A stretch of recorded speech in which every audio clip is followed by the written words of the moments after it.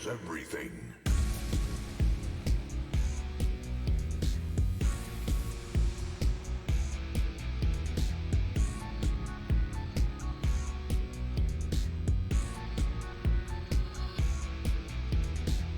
Loading ready.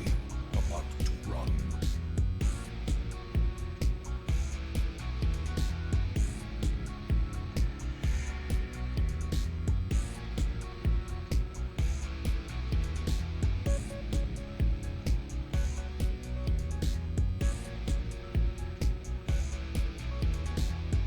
Rise up and join the fight. For glory.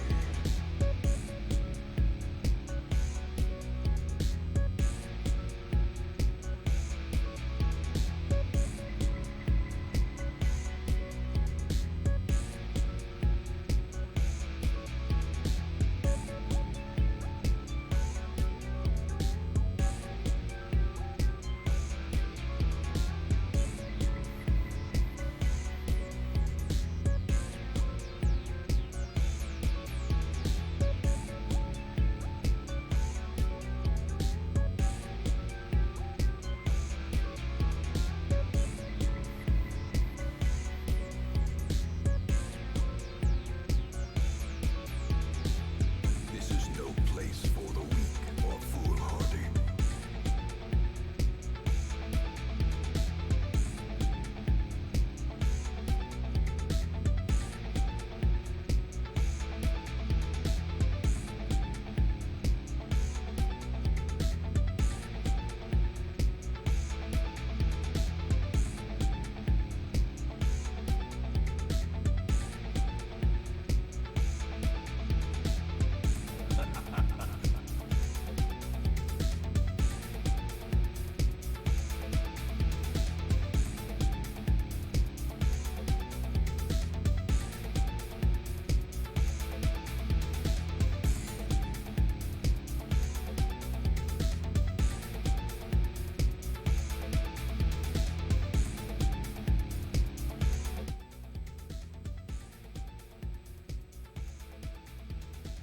Well, hell there.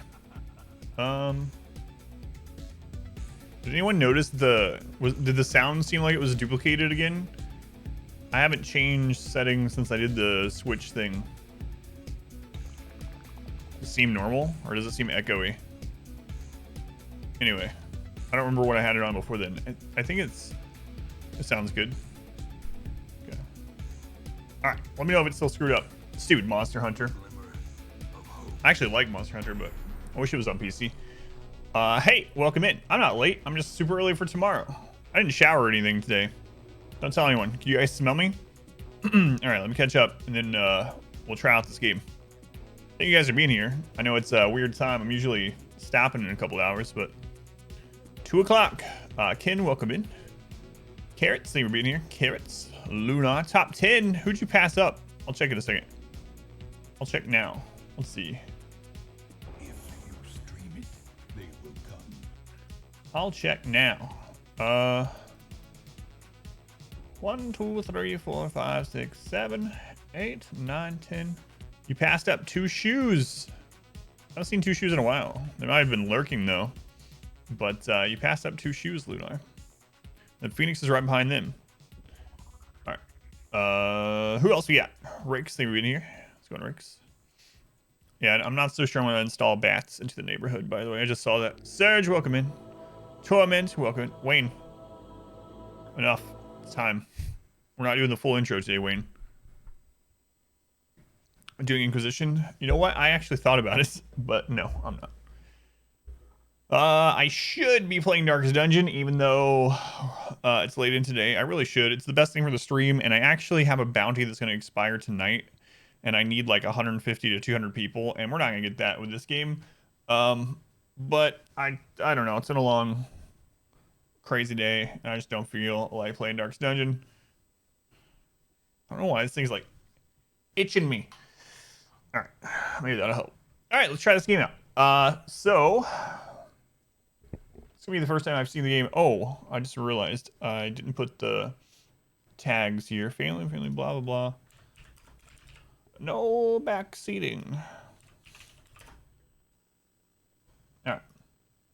So this game was given to me by Cry. From what I understand, it's kind of a mixture of Banished and Frostpunk. So we're gonna try out End Zone. This is my first time ever even opening the game. So if it's too loud, too quiet, all that good stuff, help me dial it in, and we'll try it out. Hopefully it's good. I really like Frostpunk. I really like Banished. So I'm hoping this lives up to one of those. So yeah, speaking about Inquisition though, yeah, that's supposed to be tomorrow, and I thought about doing it. Can you front seat? Is that where I tell you what to do? Yeah, we can do that. Let's go, Dan. Microsoft's VC redistribution package, step 2 of 2. Very important. I don't know what it is, but update Disco Elysium came out today. People have been trying to get me to play Disco Elysium. I would not mind. Man, the dream is basically to have like 300 or 400 average viewer and be able to play variety. Just play whatever I want. 300 to 400 people would probably pay all my bills. Just depends. You never know. And I can just play things like as they come out. That'd be awesome. But our ancestors wasn't your cup of tea? You think I would love it? destroyed the world, and we had to pay the price. With over 100 years without sunlight,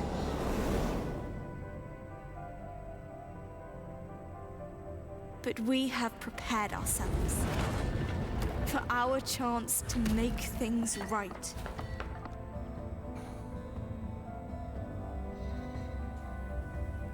They stole from us a life of happiness. Jerks. Still, we will make the best of it. The slums definitely remind me of Frostpunk. Even though Mother Earth is grim and tainted, we have managed to survive. And we will keep surviving. We will keep surviving. Oh no. Who is that? Is that Destiny's Child? Like Frostpunk after the freeze? Seems kind of like that, yeah. Which isn't a bad thing either. Alright, so I actually have the volume on the mixer at 50%, and that was still kind of at the top, I think. So we're going to have to adjust the volume. Alright, let's check out the... why does everything keep defaulting to my a non-native resolution for me? There we go. 23 hertz. What are these? Let's go with 120. I think that's what I have my current one set up. Mine can go higher, but whoops, I hit the wrong button.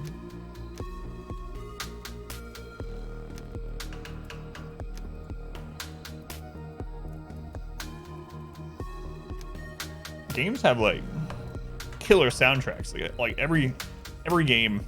Can you name a game that just the music sucks? I can't think of one. Like, not just forgettable, but actively, like, you're like, oh, God, what is this? Let me mute this crap. So, and Finn, welcome in. All right. So, yeah. First time playing the game. I am blind to it. Let me know if it's too loud, too quiet once we get in. I'm going to actually record this, and I might put it up. We'll see. Magic Legends, the US that has no music. Ticket to Ride's main menu music is freaking awful.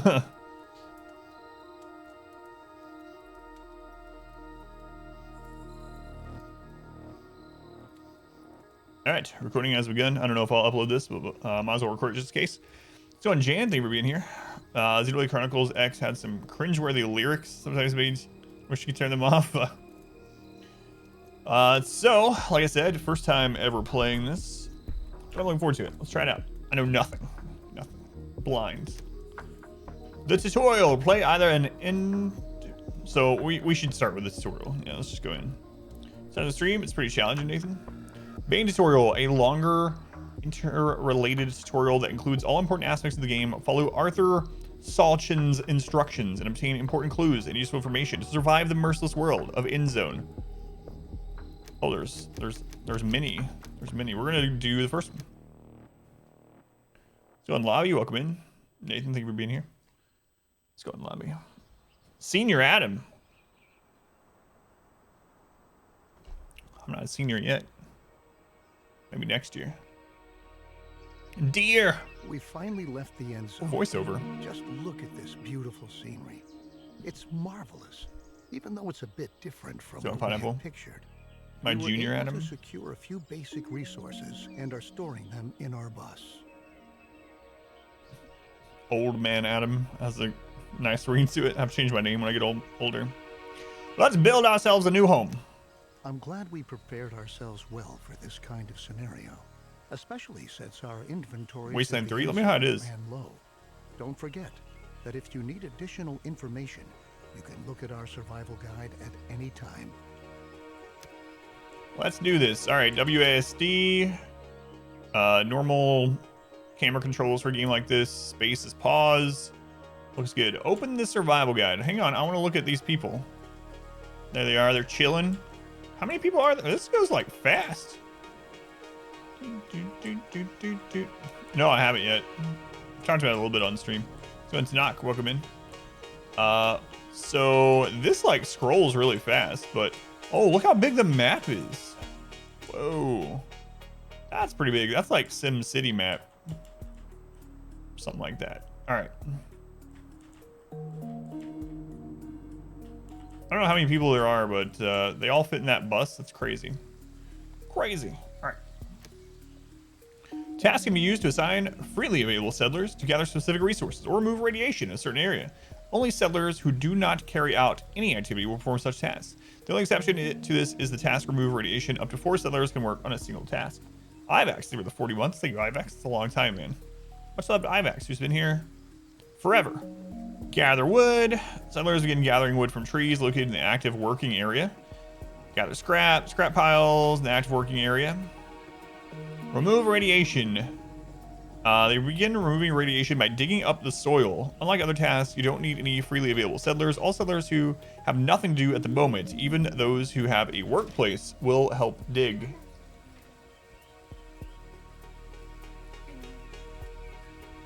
Okay. Okay. All right. I'll be right back.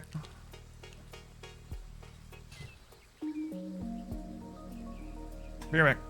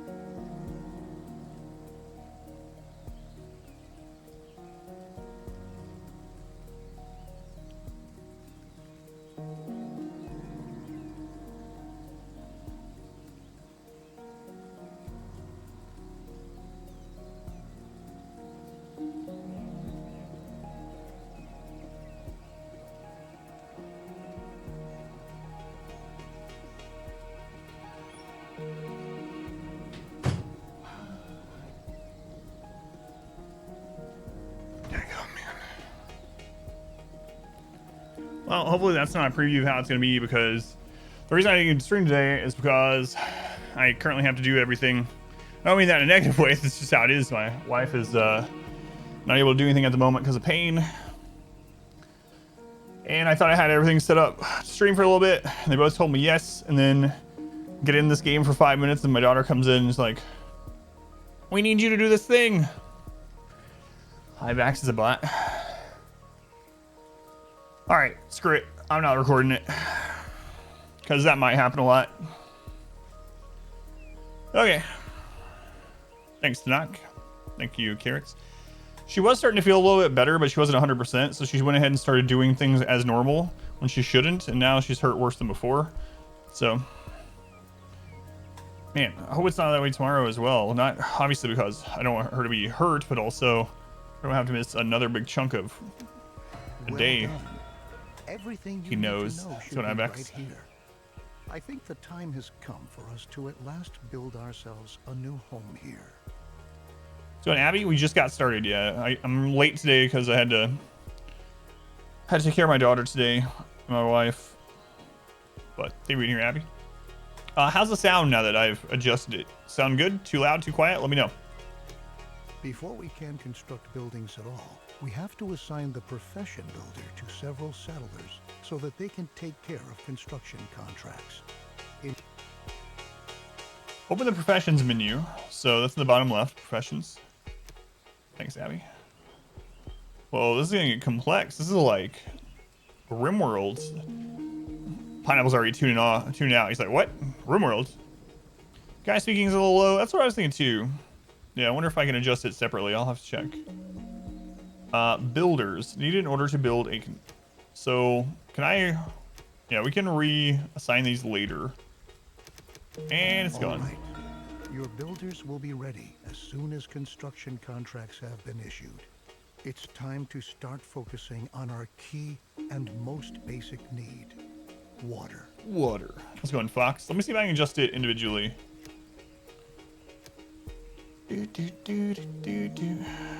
Voice over volume. There we go. Put him on 100. Let's see. Let's put the music down to like 70. That might help. All right. I like the UI for this. It's pretty nice. The first thing we ought to do is to establish a working water supply. So we'll move on to our first construction contract. Place and build a jetty by a lake in the vicinity of your town center. A jetty. A jetty by a lake. All right, there's a lake. So this is the build menu. Jetty. The jetty enables settlers to collect water. Requires a cistern or a water tower to store the collected water. It can only be built at the water side.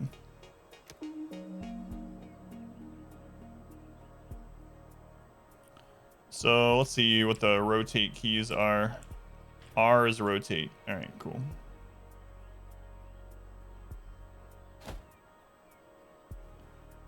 All right, jetty. So narration, you should get addicted to that. Wonder why you want that. Stag. Jetty built 0 out of 1. Okay, so are they gonna automatically go do it? So if I select this, it looks like maybe those ones are the one doing it. Okay, there is a fast forward button too. Number keys work for that. Okay. Very good. The jetty was completed as planned. Now we have a place where we can collect water. There are other possibilities to gather water too, but the jetty is the simplest and most cost-effective method. Let's go on. Woozy, thank you for being here. Rogab, welcome in. We can obtain and store water from different sources, like a jetty, rain collector, or well in the cistern.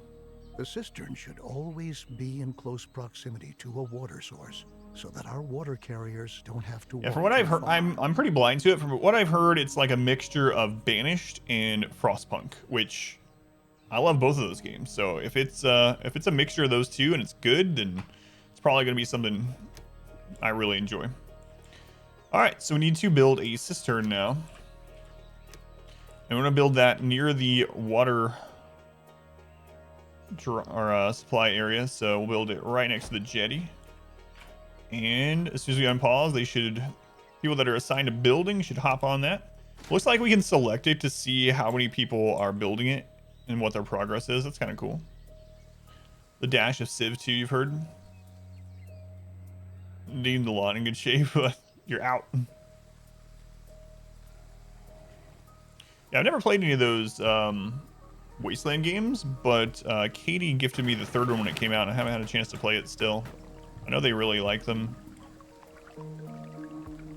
Assign settlers to the profession water carrier. So we need to take 3 off of building and put at least 3. You know what? I'm gonna put 5 on there. I don't know why. Water produce 0 out of 100. So there we go. Cool. So I like that if you select someone, you can see their pathing of what they're doing. Oh, I'm so used to being able to drag a box over things in RTS type games that's kind of weird. I can select individually, but there's no box dragging, it looks like.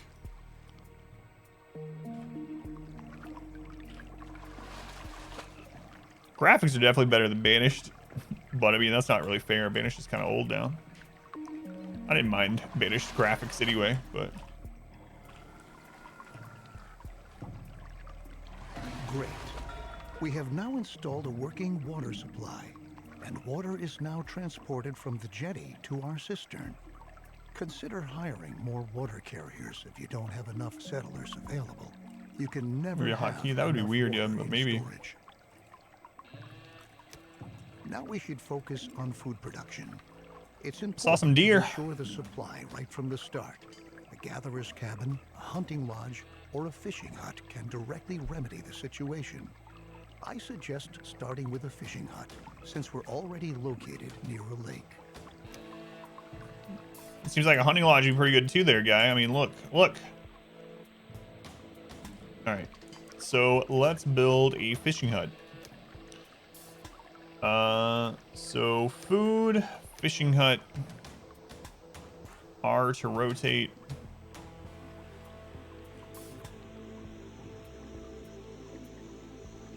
There we go. People will start working on that. Sign sellers of the profession of fisher. We need 2 of those set. Okay, let's go ahead and do that. So we'll take one person off water, 1 off build. 2 fishermen. Apparently this game is can be really hard too, from what I've heard. So, which is nice. Okay, have some like RimWorld style playthroughs. That'd be pretty cool. And we're just building with junk.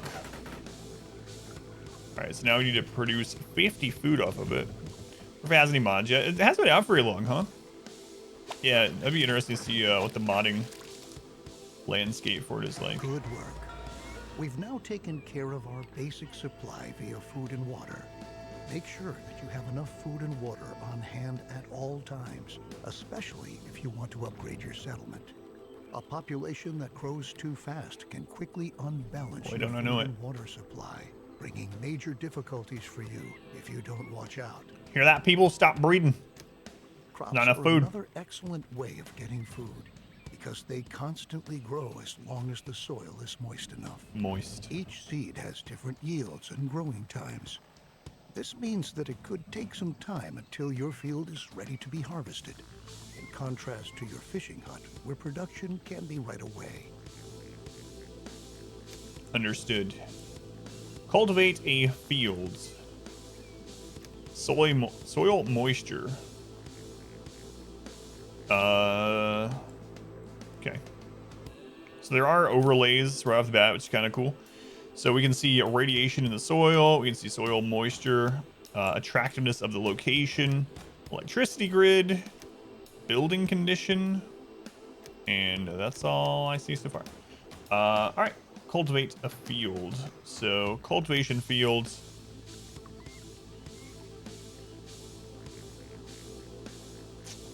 I don't know where to put it. Let's go put it by the fish, I guess. Wait, what? Blocking area, entrances, R to rotate, right click ends it. Oh.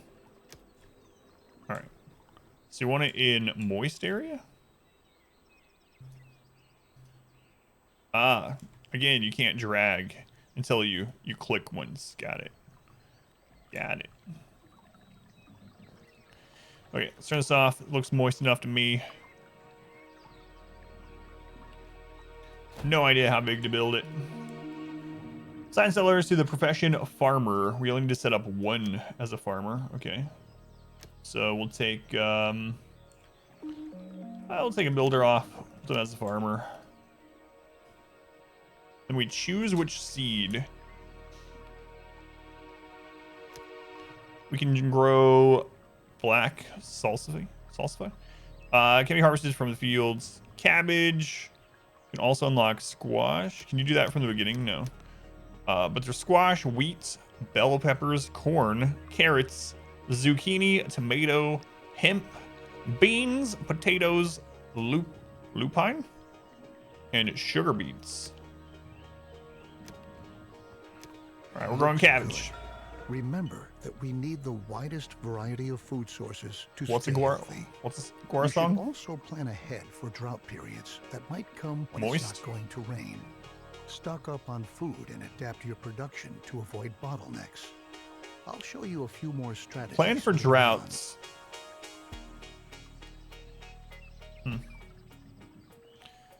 Yeah, it's like a combination of Banished and Frostpunk from what I've heard.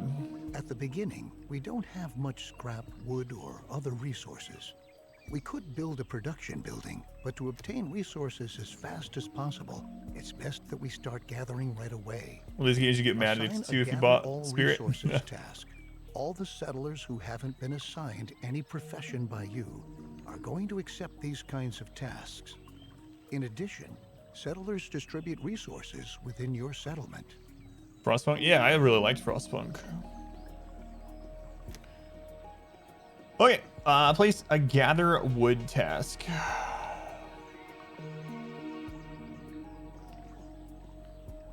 Okay, so tasks are in the building area.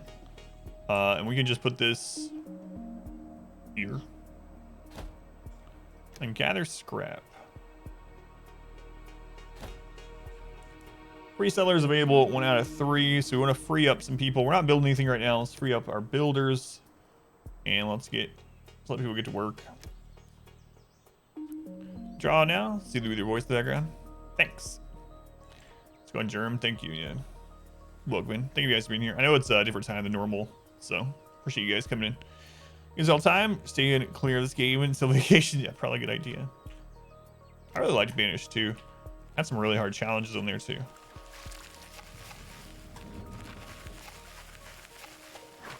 It's looking good though. I mean, we just started. We're on the tutorial, but it looks good. Since we now own plenty of resources, we can start to build a real production building. Then you don't have to always make efforts by hand that collecting is taking place.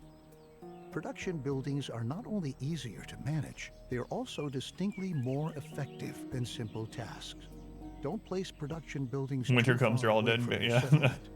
You'll be able to change their working area at any time later on. I remember there was an achievement in that game, or like one of the challenge modes, where it was a mountainous start, and it was cold all the time, and winter came quick and lasted a long time, and the achievement was literally only keeping 50 people alive. That was it. It was tough. Right on. The best thing for us to do now is to build a forester's lodge to automate our supply of wood and make it more effective at the same time. Okay, so Foresters are not only able to chop down trees, they reforest areas with trees as well. that's nice. So if you have actual foresters that have wood collectors, they'll actually regrow the trees also. So you're not just running places out. All right, so we want to build a forester lodge. Let's build it over here. Seems good enough. We need to get it built, so we need to assign someone back to building. Let's go ahead and do that.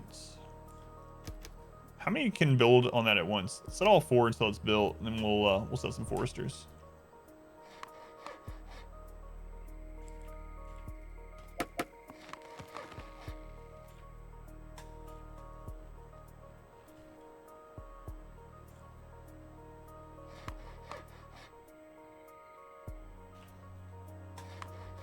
Yes, there's like 2 people working on it, looks like.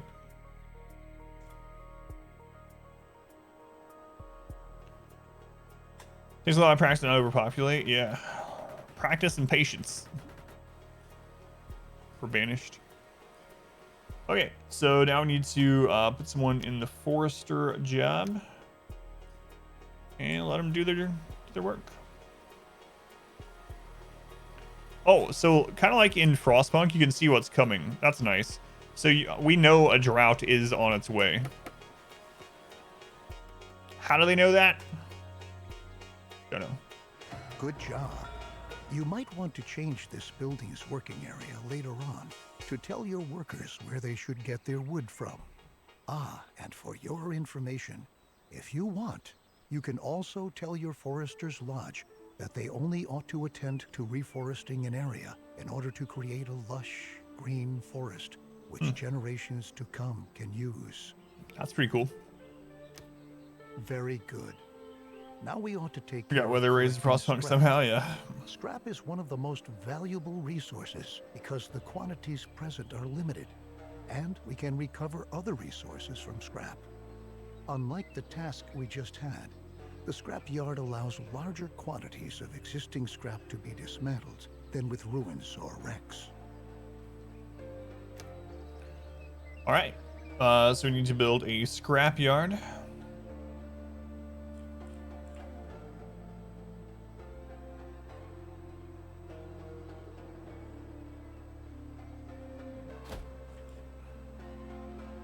Okay, we'll get that built.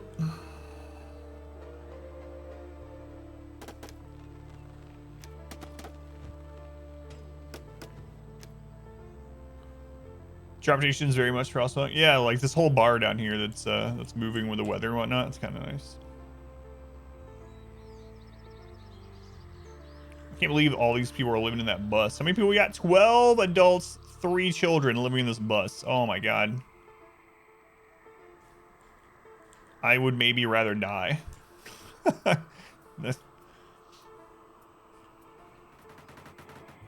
Great. You can change the working area for the scrapyard too. We can recycle scrap into 4 additional resources: cloth, metal, plastic, and electronics. We'll do that shortly, but for now we ought to take care of your settlers' needs first. Our people want a place to sleep and live. Yeah. Cabins fulfill their need for safety and privacy and increase the confidence of their inhabitants. Good In idea. other words, building Clown car, cabins yeah. increases their willingness to start families and reproduce, if you know what I mean. No, I have no idea, Arthur. Can you explain it to me in more detail? Let's go, Jeremy. Reproduce. What do you mean? Build 8 cabins. 8 cabins. 1, 2, 3, 4.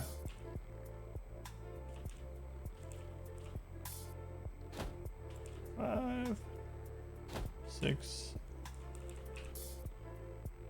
7, 8. All right.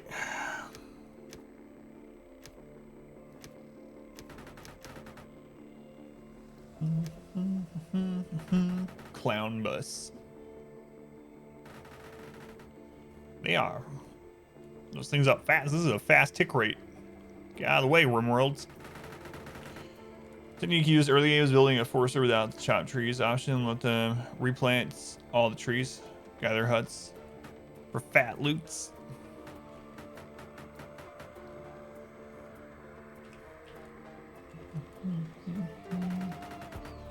Besides cabins, you can also provide sturdy houses Sturdy and houses. shelters as housing. Sturdy houses withstand sandstorms better and have an Sandstorms. increased storage capacity to boot. Children living in houses gradually fill up the house's stockpiles. Settlers do not reproduce crazy, in a yep. shelter because they lack privacy. Doing crazy, welcome in. Let's return from our excursion into housing and refocus on scrap. With the help of a recycler or refinery, scrap can be sorted into 4 different resources. A recycler always takes scrap apart, one resource at a time, while a refinery automatically produces all 4 resources. To start off, you should build a recycler and produce cloth. Well, all right. A recycler. We'll put this over near the Get used to the controls here.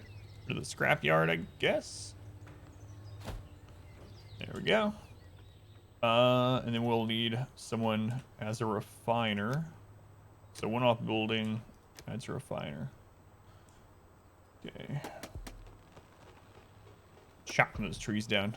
I don't know. I think I remember seeing some radiation in this area. It hasn't told me how to get rid of radiation yet, but I know it will. We're just following the tutorial for now. Tutorial. Okay, they're building the recycler. I don't know. I'm liking the game so far. Our cabbages. We grew those.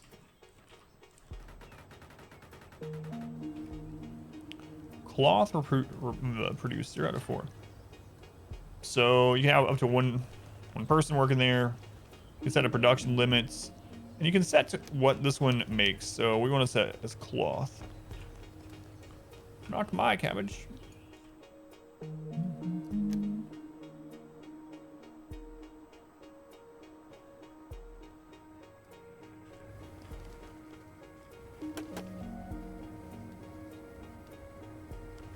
Hard to click it. Currently in progress. Okay, cool. It's raining. I really like zooming in Frostpunk and looking at the places. Oh, there's a bit of variety in this too. Especially, had no idea what it meant. So let's just go watch The Last Airbender. I still haven't watched it either. Recycler to produce a different resource at a time. It's important that you focus on the resources you really need, at least in the beginning. Cloth and metal look like good options if you want to equip us with protective clothing. Squid? No worries. No worries. Started really late, of course. What's going on, Squid? Doi, welcome in. Thank you for the lurk, Doi. Happy settlers are industrious settlers. That's why we ought to look after our people and protect them against the surroundings and dangers, like radiation. So let's start by transforming our newly recovered cloth into protective clothing. A tailor will be able to help us with that. Tailor.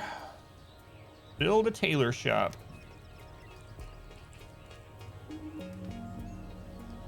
All right, I'll put that right by where we're producing the cloth, I guess.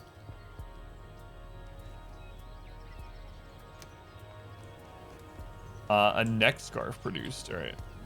Will the tailor shop get made here? Please stop killing yourself. Was it worth it to hear Granny talking about harvesting humans? Always. There's an oncoming drought.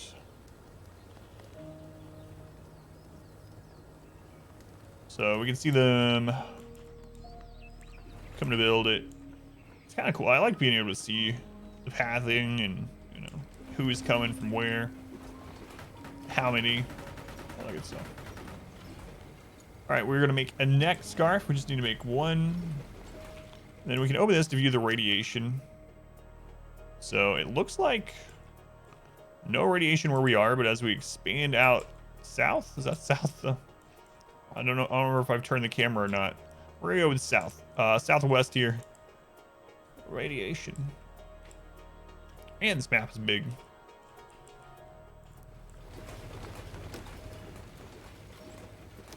All right, so just waiting for the scarf to get made. We're getting pretty happy though. Oh my God. Someone's just having babies.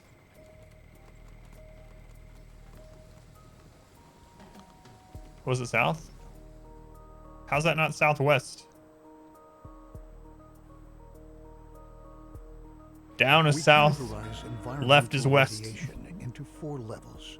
No radiation, low level, medium level. That's why I said I think I've turned the camera. The radiation changes constantly. Down is always south, doesn't matter. By weather and no matter which way you're facing. You're facing west. Protective clothing helps to protect us. The other way, this kind of radiation. Behind you is but it south. Takes a while That's how it works. It's produced. And production relies on a steady flow of incoming resources. Try to establish production chains at an early stage and start to stockpile goods so that some are always on hand. Okay, you can make that larger. Nice. Nice. The tools we brought along from the end zone are slowly but surely running out. So now, let's focus on manufacturing new tools. The tools will help us to work effectively. We'll need metal for that, so we'll prepare for production by building another recycler, which we'll commission to recover metal from scrap.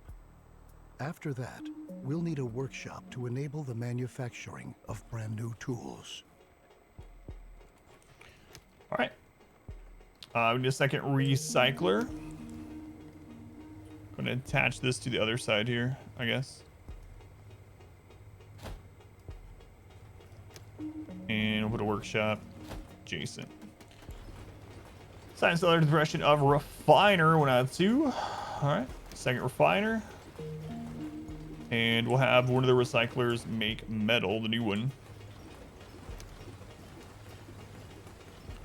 Technician. Wait until I build some of this before we swap this one over.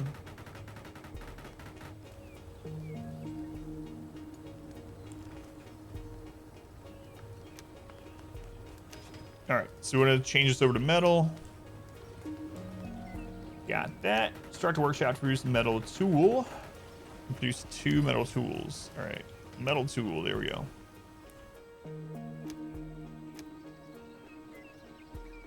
Yeah, it's kind of weird how the centering of it is like at this angle. I kind of like the angle, so I'm just gonna do it like this. Center it on the bus. The building speed, I know on 3x, it's crazy. What is that icon?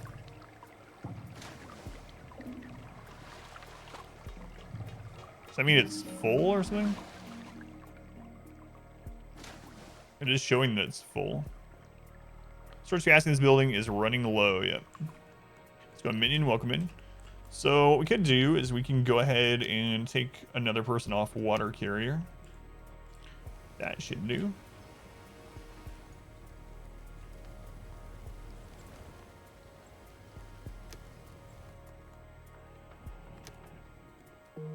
Now we're just waiting for the tools. Like, so far, we're still in the very first tutorial. I'm liking it, but I mean, it's very early on, so we just started. Okay. Production limits. This resource is reached. Okay.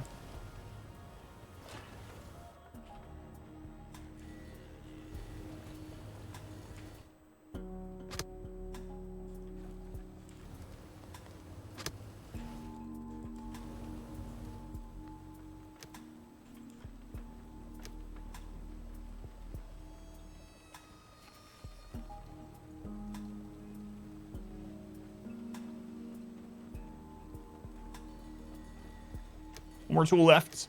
Let's go, Matt. Welcome in. So then, yeah, I got on really late today. To work effectively. Should you ever run out of metal, keep in mind that you can also instruct your workshop to manufacture tools from Droughts is here. Of metal. Though they won't be quite as effective, it's still better than being forced to work with bare hands. Down in the end zone, we had sufficient time and resources to educate ourselves properly. But our children don't have this luxury. We ought to build a school and pass on what we've learned. That was one of the secrets in Banished also. And more effectively. Education. Build a school. All right, children. That's right. Can't escape school even in the apocalypse. We're gonna put this right here.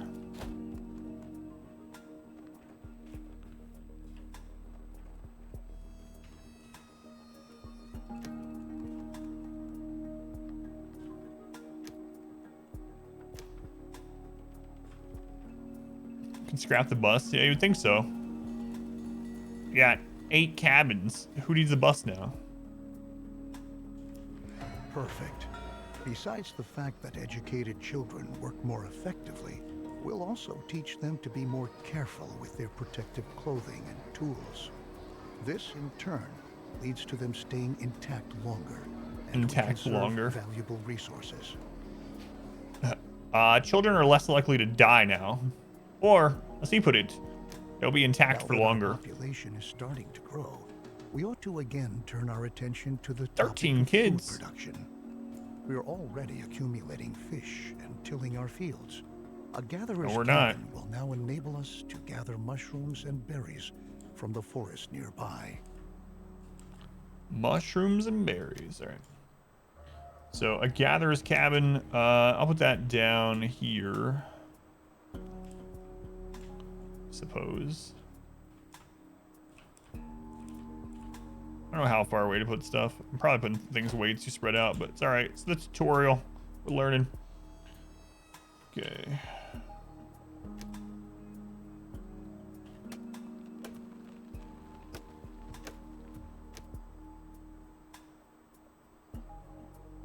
Think of the children. Our time staying intact.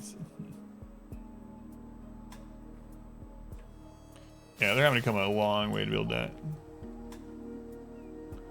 Sorry though. I figured this is an area that we're gonna deforest later. So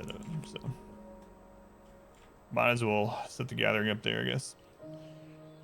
And then it wants us to get mushrooms and berries. So I have 3 unassigned. Okay.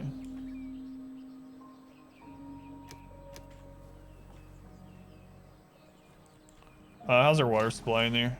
That's good. 10 pounds of berries right from the radiation field. That's right. There's no radiation there. It's fine.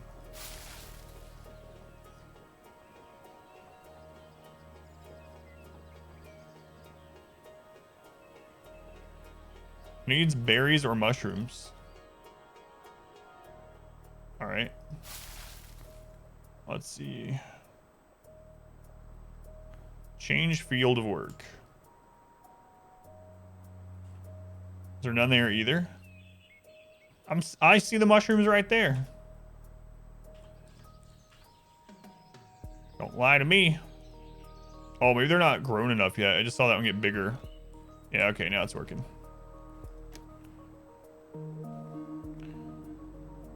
Radiated food is healthy? I don't know. I guess it depends on the amount of radiation. Should make some juicier. Just makes it bigger. Room for the tubers to grow. As you can see, the gatherer's cabin is an effective possibility to get food quickly. But watch out. After a drought, it's going to take some time before the plants have regrown. As is the case with most buildings, here too, you can relocate the working area at any time. Cool. Although we are sufficiently supplied at the moment, our survival depends on diligent planning. If we can lay out a plan for an orchard, then we can start to plant fruit or nut trees that we can harvest after a few seasons.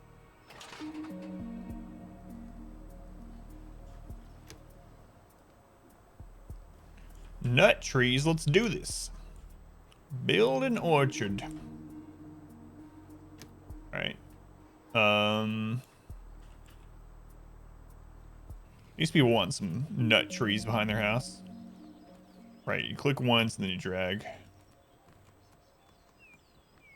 Let's just do a small one. Tutorial.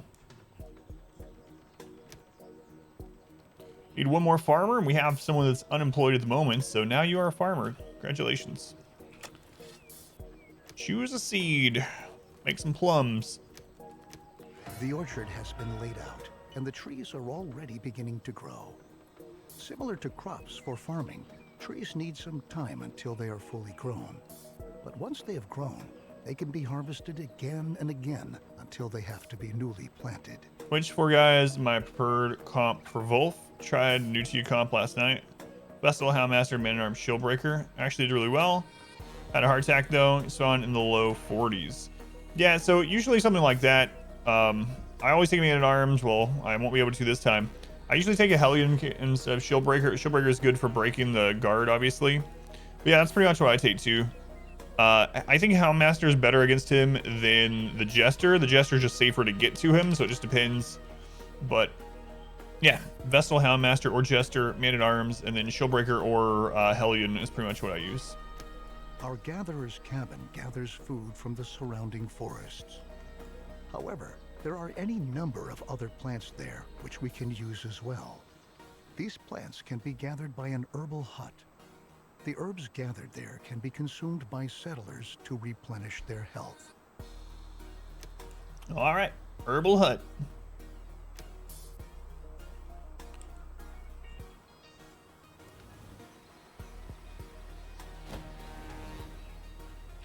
Okay, then we need one herbalist. We do have some unemployed people, so some kids grew up.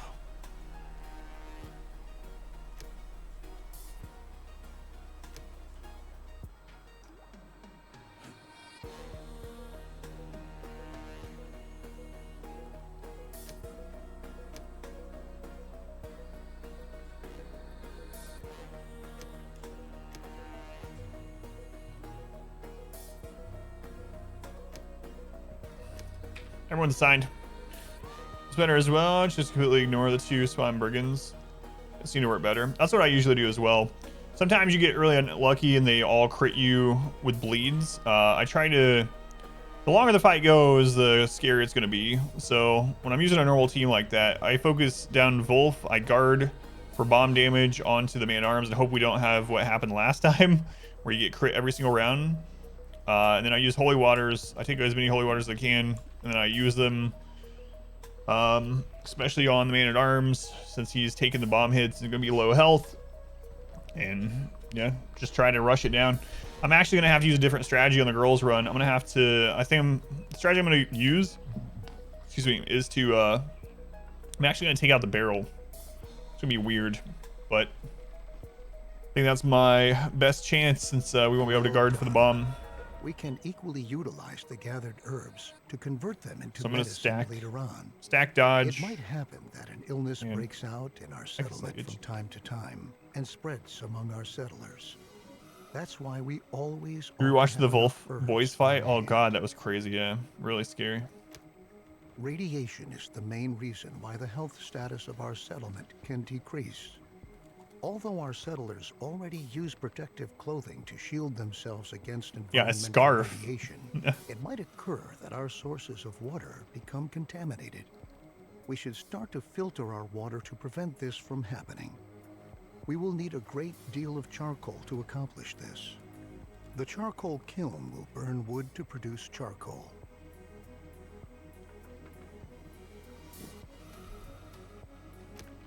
All right, so we need a charcoal kiln.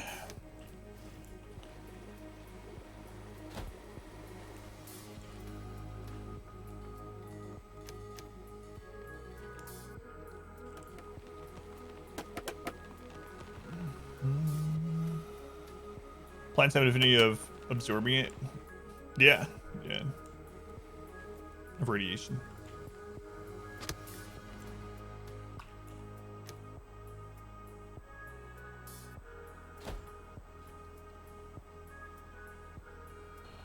Over this week, except medium ruins.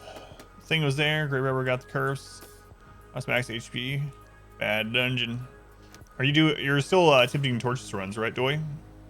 What week are you on?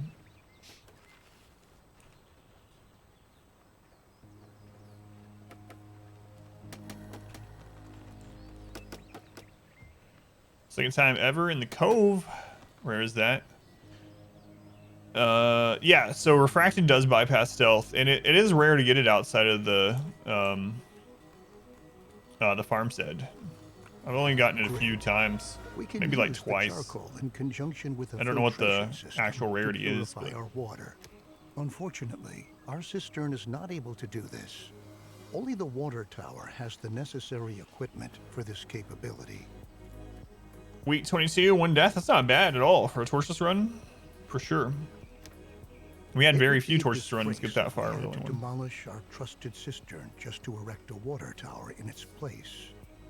What we ought to do instead is upgrade the cistern itself. That's nice. We can upgrade that. The can store much more water and provides workplaces for a lot more water carriers than our old cistern. All right. Want to build a third recycler. Go ahead and put it over here with the other ones. Well, that's getting built. Let's see, we need another person assigned to refining. So let's go ahead and move one of the teachers over there temporarily.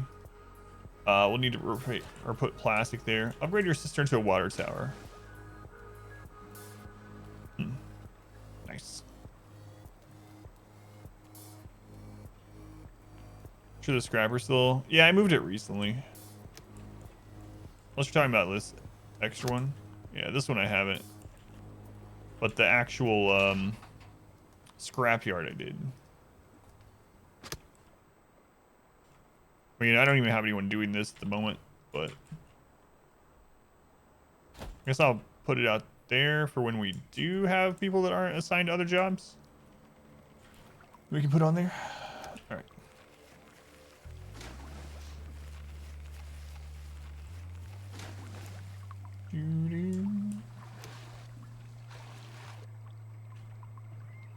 Why do you change those? Extract and recycle to produce plastic. All right, let's produce plastic.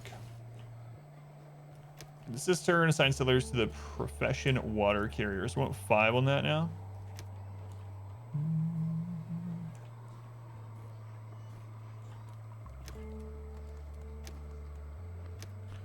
All right.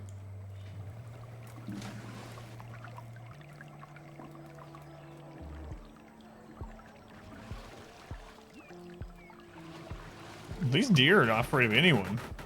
We just grab them right now for food. Our new water tower is Nice. up and ready for action. Good work. Filtering the water is an Facilities. important next It's hard to step get back ahead. because clean drinking water is a key mainstay of any stable society. Those freaking deer. I think they live here too. This is their Let's town as begin well. with filtering our water. To save on charcoal, we ought to ensure that at least a little bit of water not contaminated by radiation is being stored in our water tower. Water gained from a well is never contaminated by radiation, so it suggests itself for that Free-range purpose. petting zoo. Then we can use the remaining charcoal to produce better protective clothing. All right, build a well. So wells produce water that's not contaminated. That's nice.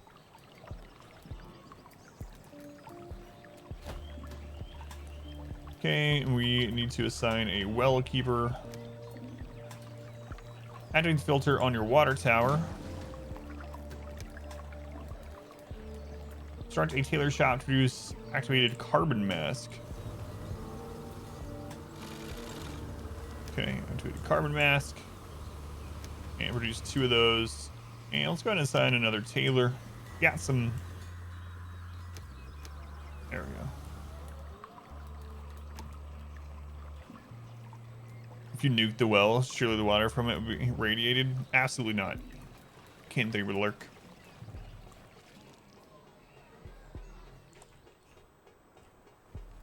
Okay, those trees are gone. Let's get the rest of the ones in the town gone.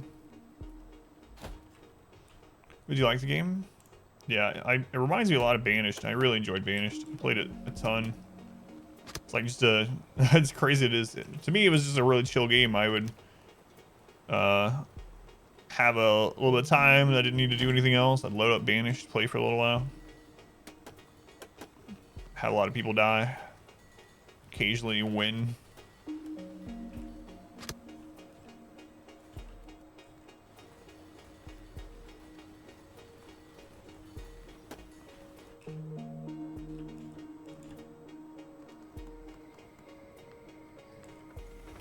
They hang out outside this bus like it's a food truck. I mean, I guess it kind of is, but not in the same sort of way. So we need to produce 2 of the carbon masks. We already got it set up. Yeah, they're working on them. Good work. We are Thanks. continuously taking steps towards being better and better equipped to be able to survive in this hostile environment. Filtered water is a precious asset. And later on, we can even use it to irrigate our fields. But Saw an ad for the game, and then you let's see you not get playing it. ahead of How is it? ourselves. We just started, probably like I don't know. We've been playing maybe 30 minutes of the tutorial or something like that. I like it so far, but we're very early in. So free water. Not only our water can become a hazard for our settlers due to radiation, our food can too. Reminds me a lot of a more advanced version of Banished, if you ever played that. To prevent settlers from eating meals that are contaminated with radiation. Man, there's a lot of different infrastructure we need in this game. Decontamination post to make sure meals aren't poisoned. All right.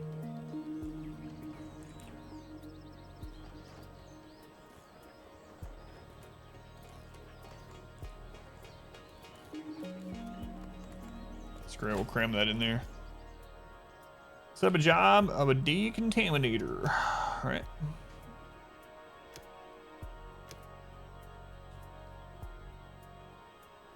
Love almost every city builder. Yeah, so far this feels most similar to a combination of like Banished and Frostpunk. Which are both very good, I think, so.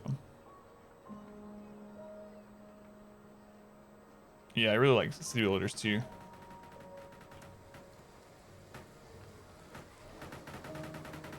Very good. The decontamination post is going to supply all buildings that stockpile food and are located in its working area in order to purify the food that has been affected by radiation. So right now we have 3 areas that are producing food, so all of those are in the circle. We're good. It's true. We should never forget that even when we optimally prepare and protect ourselves, we're still going to lose friends and members of our family time and again. We're going to mourn them come what may.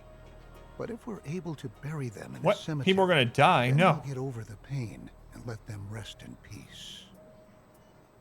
A cemetery.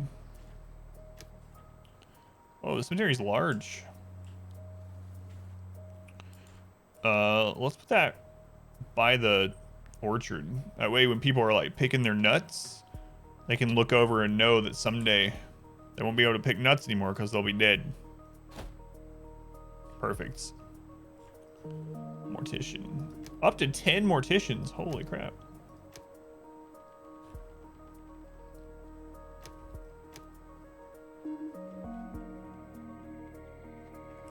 What are these? Are those wild boar? Yeah, we do have a petting zoo. It's deer and boar run around the town. Okay.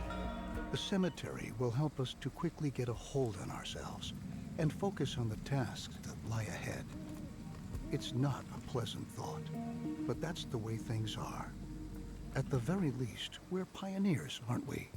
Maybe we ought to distract ourselves to lighten up the mood. I've seen deer, boar, and buffalo so far. And chickens.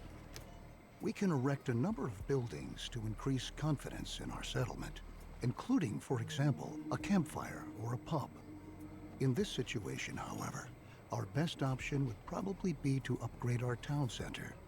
Settlers can visit the new town center, and by doing so, increase their confidence. We're gonna upgrade our van? Our bus? We no longer get to live... Our town center is no longer going to be a van down by the river. Well, down by the lake in this scenario. A mounted bus. So it's just going to be a bigger bus.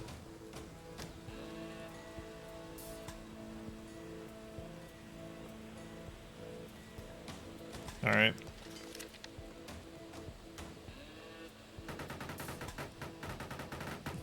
Very good. The new town center not only gives us more storage space, at the same time, it functions just like a campfire too. Settlers can visit the new town center, and by doing so, increase their confidence for a while. Now that we have made efforts to ensure the spiritual well-being of our settlers, we ought to attend to their physical health as well. Our settlers can get sick from time to time. Settlers who have become infected with a disease can die from it if they're not treated. No. Settlers will go to a medical facility to have themselves treated and will be admitted there, provided that beds are still available.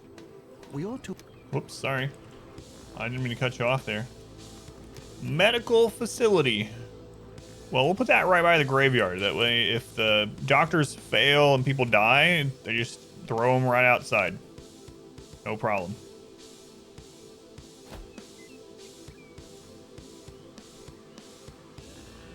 Efficiency.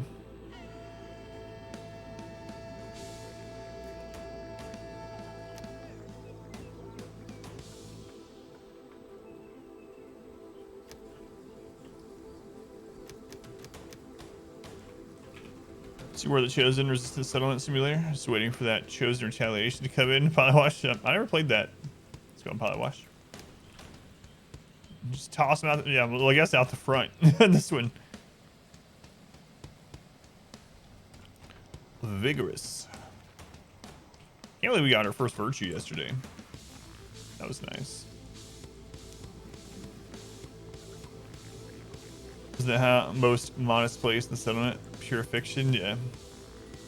I remember other games too, but like a lot of city builders, there'd be mansions for like the mayor or whatever. I played a lot of Pharaoh. Pharaoh I really liked as a kid. I remember you could build like a giant mansion for yourself, and you would get like all these different kinds of food items and wealth to that, and there'd be like slums all around you. It's like, sorry, player character is more important.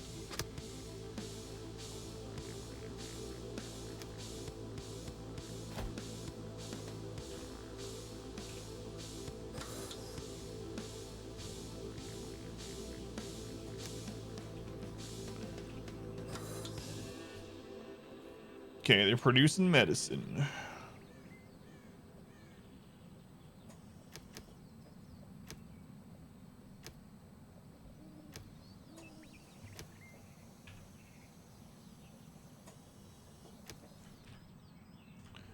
The dead god still can't beat the second boss in any of the areas. We have ensured the survival. It's a tough game, as long as you're having fun though. Very good work. Since more and more children are being born these days, we should start to plan for the long term. So you're talking about the second champion, Mayo, I'm guessing? While cabins are a good way to get settlers to start a family, they only provide limited space. This can quickly lead to people having to live on the street. Allow me to suggest to you that cabins be provided only in a very targeted manner in order to control the population growth of your settlement. Nothing is worse than not having enough resources to provide for everyone. I mean, look at the deer. They're just hanging out at the campfire. To be able to provide other inhabitants with a roof over their heads too. You're getting kind of dark here, Arthur. It's like people won't want to have children if they don't have a place to live. So make sure you don't make too many places to live, because you want to control the population for the greater good. All right, let's build a shelter here for the homeless. The homeless can live by the graveyard also. That way, if they die in their little shack, we can just throw them into the graveyard. Perfect.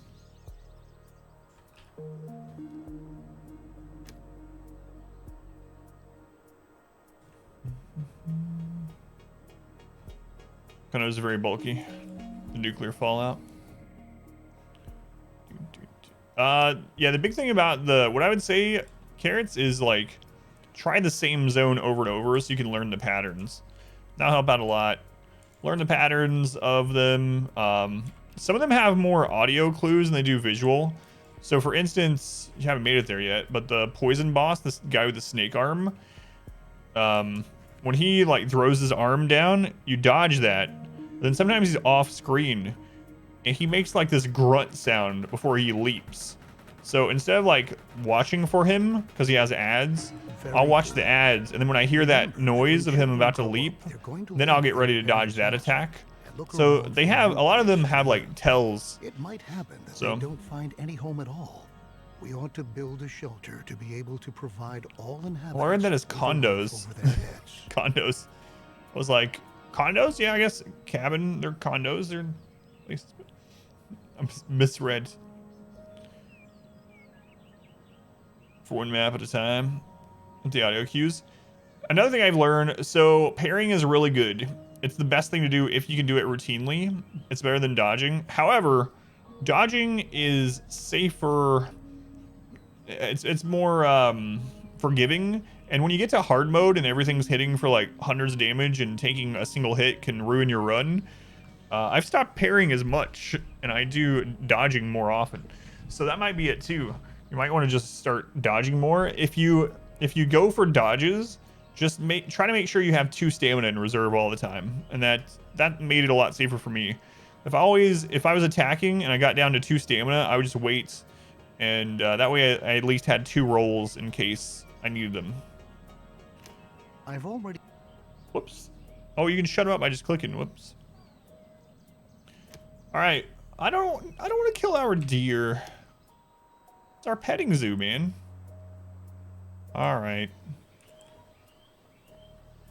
But that might help too, is just start using dodging more instead of parrying as you're learning patterns, and just keep 2 stamina in reserve so you can double roll against some of this stuff. In case you like roll and you roll into a trap, so you need to roll again, or you roll into another enemy's attack. That's helped me out a bit too.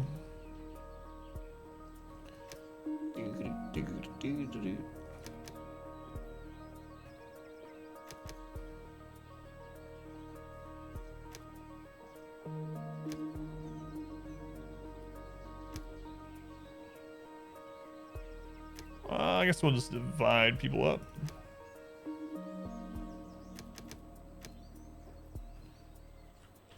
Relearn the patience they had. Yeah, that's the thing too. It's very slow paced compared to like Hades and stuff, so definitely have to be patient on a lot of them. Some of them are DPS checks though, especially on hard mode, like the snake boss I was talking about. If you don't have enough DPS and you get there, it's over. Hunting and capturing. Interesting.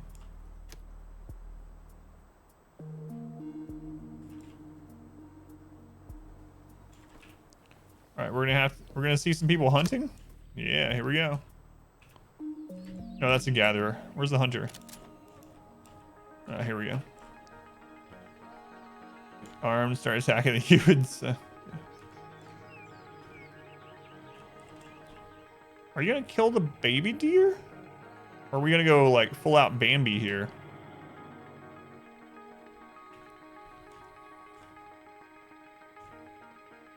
Look how docile they are. They don't know. You killed the baby? Well, I guess it makes sense, actually, because to kill the mom, all 3 of the babies probably die anyway. With Bambi, yeah. Sorry, Bambi.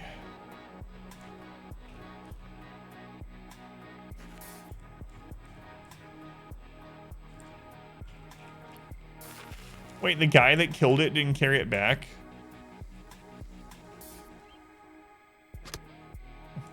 He's just sleeping. Well, he just took his head, so.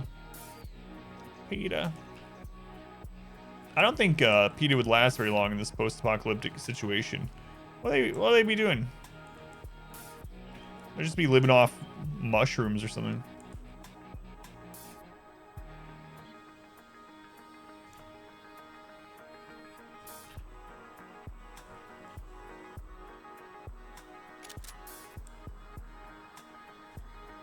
So lots of deer in there.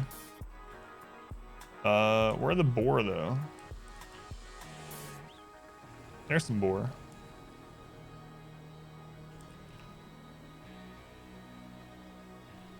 Punched. Falcon punch. Perfect. The hunting lodge equally provides us directly with food, but it functions somewhat irregularly because it relies on wildlife in the surrounding area. Nevertheless, it can be indispensable during a drought because even the deer and wild boar still roam around the forest. Thanks, guy. Started with fish only, so true vegans very died out. However, wild animals can not only be shot, they can be captured too. When a wild animal has been captured, it can be brought to a pasture and served there as livestock. In order to capture wild animals, you have to instruct your hunter to do this. Cool. You also ought to set up a pasture and assign a herder. Cool. Let's capture them. Make a pasture. Flip this around. Oh no, it won't fit. There's like a hill there. A hill. It's fine. Pasture can go over here where the slums are. Doesn't matter if they smell crap all day, right? They're barely people. The guy's voice is a little too common for an end of the world scenario. Might be right. How's it going, Steven?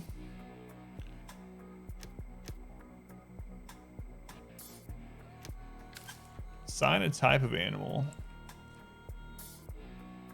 Says your hunter has captured an animal. All right.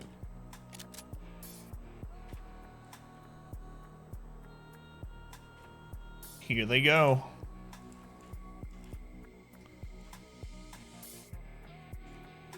My daughter's gonna be so happy about it. Wait, why are you killing it? Capture, capture. Wait, was that, maybe it was Tranked. Okay, I think, yeah, okay, it was Tranked. It's just the same animation. Serves you after you were shot in the head. Might be the same guy. 7 1/3 hours to go. I was gonna say my daughter would be really happy, but I really likes pigs and boars and things like that. I don't know why.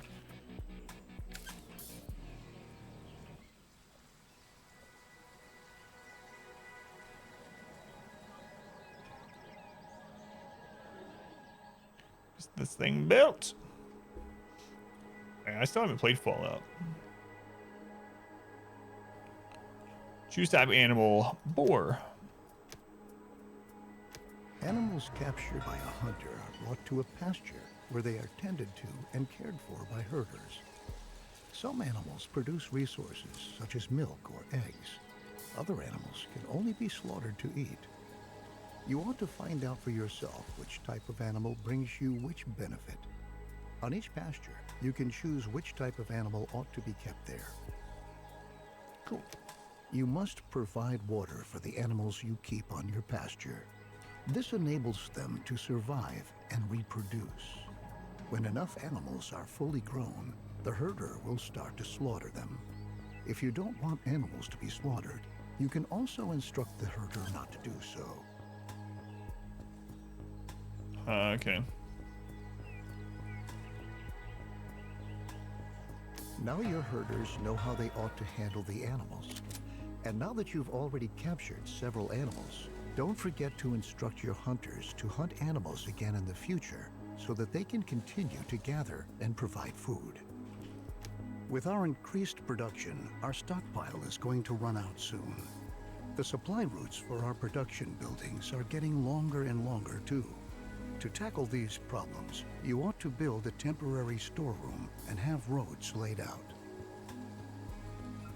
Storeroom and roads. Thank you for the lurk, Finn. Temporary storeroom. All right. Let's go put this between. Well, this is where we produce all of our stuff, so let's go through it there. Build a dirt road.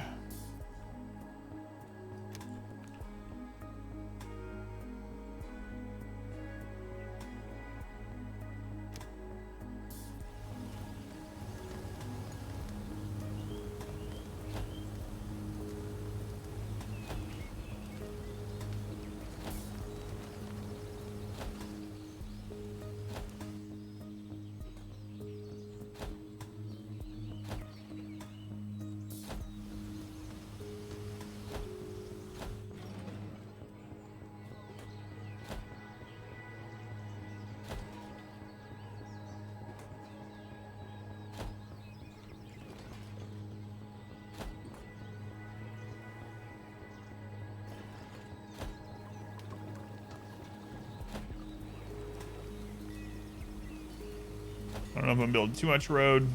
Don't care. Just doing it. Connect all the places. Make it look nice.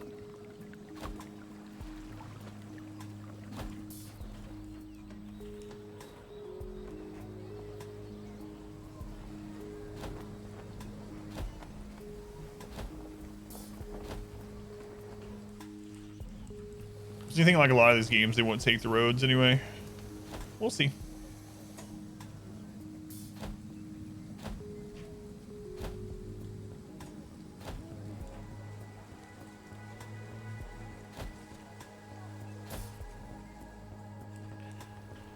All right. So let's let them do that.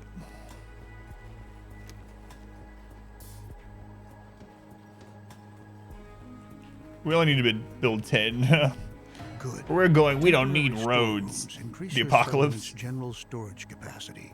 Place them in a targeted manner in order to shorten the routes for goods between your production buildings. Roads are equally a great benefit because settlers moving on roads can go distinctly faster than on a normal supporting surface. What is AU? Oh, Among Us. Gotcha. Still never played it. To improve the whole... Whoops. Build a market.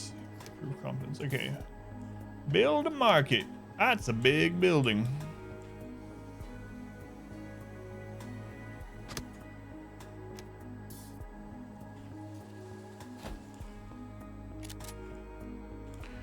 All right, let's go back to hunting and let's put this over here in the wooded area.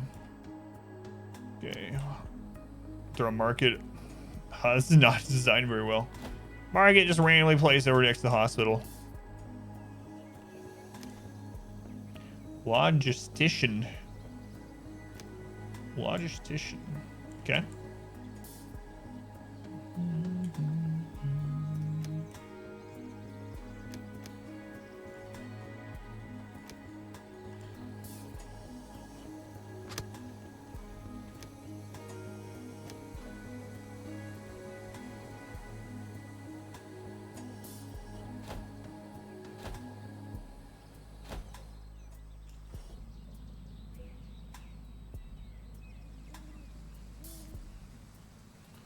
$3:30. I don't know.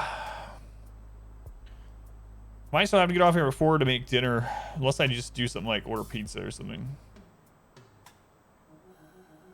Probably shouldn't.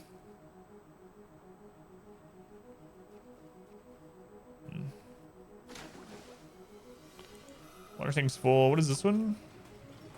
Where's this icon? Production limit reached. Production limit reached. We got lots of food. 5,000.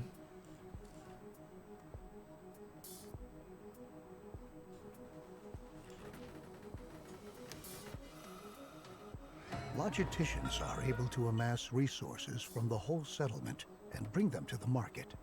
This improves the flow of your products and leads to your settlers having to walk shorter distances to fulfill their individual needs. The combination of these attributes makes the market the ideal building when you want to enlarge or even relocate your settlement. So basically, it's like granaries or whatever in Pharaoh. Build a market, then build your cellars, buildings, cabins, whatever around them. The larger your settlement gets, the farther some settlers have to travel to get to all of the food you produce. To make life a little easier for them, you can build a food station. Logisticians who work at the food station will collect food from your storage buildings and production facilities and bring it to the food station.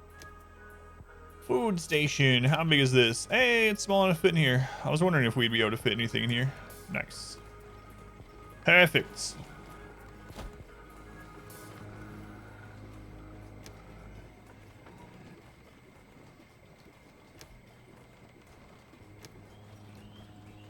Like a glove.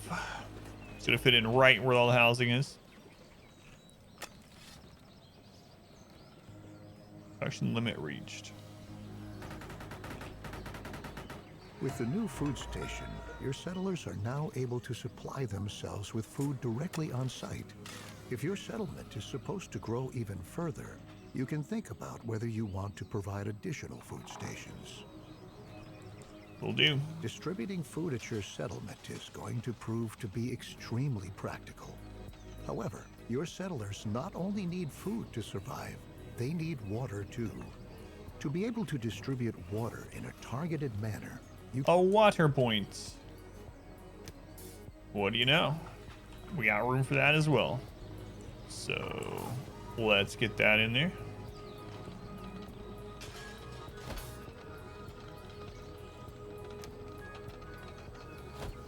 Nice. It's like I actually planned that to fit, but I did not. It was just a coincidence.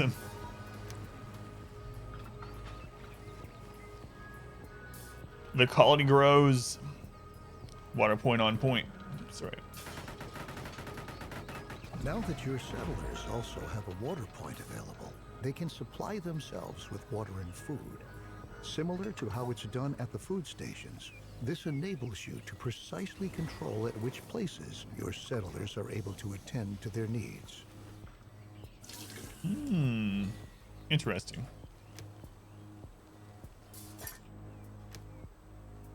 Cool. All right.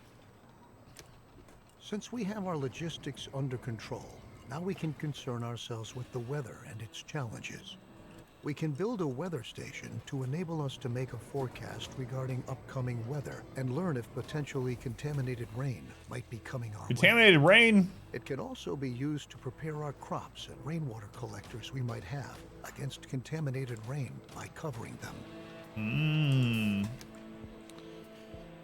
All right, let's make a weather station. That's large, man. Things are big in the apocalypse. Barely.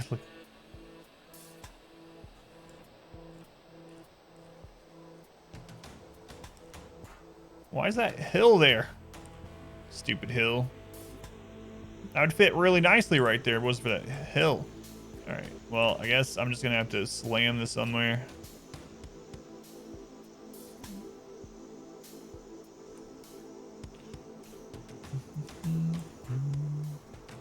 There we go. It's gonna take him a little bit of time to get that cleared out and built, though.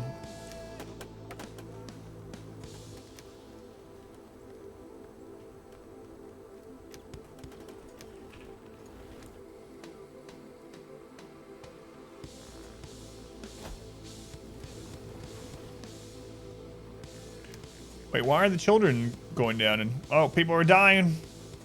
Sure, it's fine. It just happens sometimes. More so in the apocalypse, I've heard. Number of food types currently being stored. Large number of types of food together with herbs keeps settlers healthy and lowers the risk of outbreak of disease. 7 different food types. Very good. Now that we know what sort of weather awaits us and how we can protect ourselves against contaminated rain by covering our crops and rainwater collectors, we ought to attend to collecting the rain we want. Have you used Shieldbreaker on the cannon before? I have, yeah. And in fact, that's who I always took before they changed it. So right after the Shieldbreaker came out, they hadn't changed the cannon yet. And the cannon didn't have the buff for protection. It just had protection because there was no characters that could penetrate it. And she was really good at that. So she just rip it apart. So I used to use her back then. Since then, I haven't used her as much because I don't like getting the Hellion out of position 1 during it. Time to build that second graveyard? Yeah, maybe. Rain not only humidifies the soil, it can also be automatically collected via rainwater collectors to generate a steady flow of Team Jones? additional Welcome in. water. Since we've already built our weather station, we're able to decide what kind of circumstances. Yeah, I mean, I think the Shieldbreaker is really good. Her only real downside, her top end damage isn't very high, but her biggest downside, aside from the nightmares, is that her max health is pretty low. However, I really like her crit buff. I think she has one of the best crit buffs in the game because it helps her that round that she crits. Most characters don't. So, like, for example, if you critically hit the enemy and what it does is it gives you more speed, fantastic. That helps you next round. It doesn't help you for the rest of that round. Or you crit them and you get additional damage against bleeding targets. Awesome. That's going to help you next round. But she gets protection. So as soon as she crits, it's going to help her longer in a weird way if she's targeted, obviously, than the other one. So I really like building her with crit and speed, or crit, speed, and protection. Yeah, I think she's a good character. She has reach, which is one of my big things, as you know. It's just that her max health and her top end damage isn't incredible. Is her only downside, really.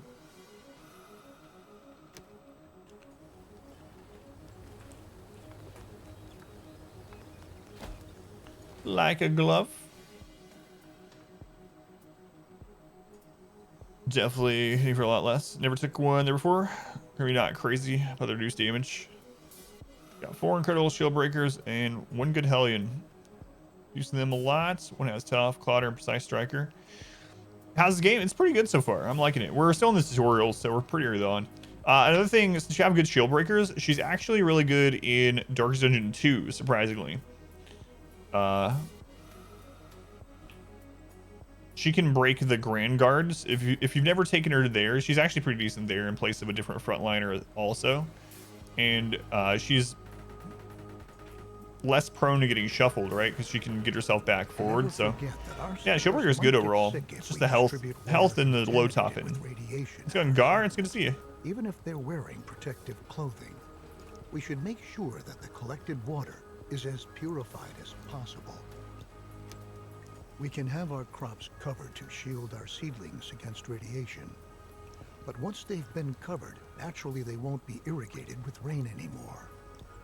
To rectify this problem, we can build an irrigation plant that is able to artificially regulate soil humidification. You've had one in 3 before. Because it is only going to irrigate the soil within its impact radius. The thing is, if you know the map to 2, you're only going to run into what, like 1 or 2 of the defensive growths that do Grand Guard, but she's awesome against those. Especially like, and if you take a different route than I do and hit more of them, she's even better against them. But yeah, she's really good against those. They have protection, they have guard. Grand Guard's the move that they use. So now that we built the weather station, I was wondering how it was going to work. So now we can hover over the different rain coming and it'll tell us if it's normal rain or not. It's kind of cool. It color codes it too to make it easy to see. Irrigation plant system increases soil moisture within its range of influence over time. Okay. So build this over here for our crops. I might build more crops over there at some point, so maybe I should put this like here. Plant more crops.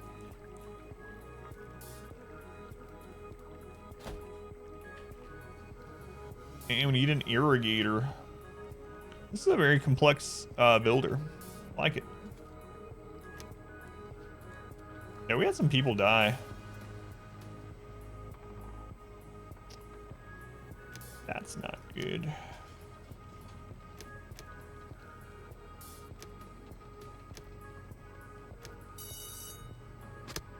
Oh, that was the school. I accidentally clicked the school. I'm just gonna go mess it. Is my wife feeling better? She's worse. That's why I had to take time off today. So basically, hey, Ashen, happy birthday, by the way. Happy birthday, Ashen. Basically, she started feeling a little bit better, and then she was like, oh, I can go back to completely normal. And then she started going back to normal and too early, and now she's hurting worse than she was before. So I had to take most of the day off to do my daughter's school stuff. I might be like that for the rest of the week. I have no idea. Hopefully not, for many reasons. As long as our irrigation plant is supplied with filtered water, it is AFK reading. Gotta get that series done. Contamination of the What soil percentage are you through the radiation. series, Pineapple? But watch out. When water contaminated with radiation is fed into the system, this can lead to precisely the opposite. And the irrigation plant itself may possibly cause radioactive pollution of its surrounding area. Got new fishing rods today? Nice. What's Grand Guard? It's a move. It's a specific move that the defensive growth uses. It has a guard effect, and then it has a massive protection buff. And so she's really good because she can ignore the protection and she can ignore the guard. So usually I kill it before it gets set up anyway, regardless who I take Matt. But she can just completely ignore that mechanic altogether. It's just a move that it uses though. Alongside contaminated rain, there are other environmental hazards, such as lower halfway or droughts. The soil dries out during a drought, and sandstorms sweep across the landscape from time to time. These sandstorms can damage your buildings and ultimately make them unfit for use. We ought to prepare for this and assign several more builders to enable potential damage to be repaired.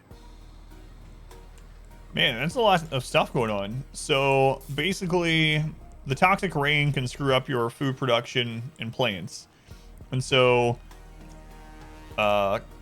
It's good to have irrigation. You can cover them from the rain, and then you can irrigate it yourself. However, if your irrigated water is contaminated, you're just pumping, you know, radiated water into the plants anyway and screwing them up. And you might as well have not done any of that. And then there's also droughts, and the droughts will cause sandstorms. There's a lot of stuff going on. I'm sure there's even more. Type of task your builders ought to give priority to at our town center. You can instruct them to merely repair buildings, to erect new buildings, or to do both at the same time. Starbuck 8 last night. This enables you to react quickly in crisis situations. For instance, in the event of a sandstorm, you can quickly attend to having damaged buildings repaired. In the first 4 pages of the prologue, introduce 3 new kingdoms and a dozen new named characters. In the prologue. Yeah, it's a little bit too much. How can you be expected to remember that kind of stuff? Especially if they end up being important. You said they're main characters. You're gonna have to like make notes or something. Now that we've taken care of all the necessary needs of our settlement, such as food, water, protective clothing, and tools, our next efforts ought to focus on increasing the settlement's overall productivity. A research station allows us to develop different technologies. One step in moving our settlement ahead is to make it possible for our refiners to acquire electronics. Good chef, you saw a trailer for last week. Looks kind of cool. How is it so far? We're still in the tutorial, so we're early on. I started really late today, but I like it a lot so far. It's basically, if you've ever played Banished, it feels a lot like Banished. A more complex Banished, maybe Banished mixed with some Frostpunk elements. But yeah, it's good so far. Okay, so we need a research station. This is pretty hefty as well, but fits in right there. We already got a road there, so that's nice. We need 3 researchers. Okay.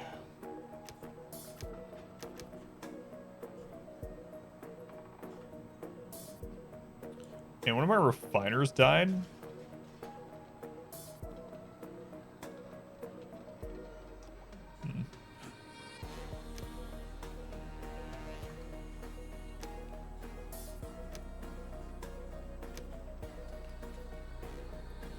Then we need a 4th recycler built also. Okay.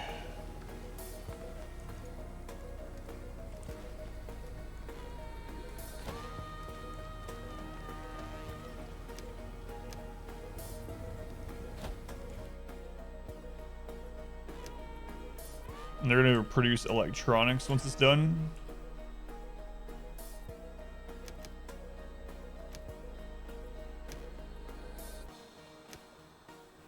Okay, so once they finish building this, we ask them about to build electronics. It's really complex, it seems. Which could be a good thing or a bad thing. Spinning.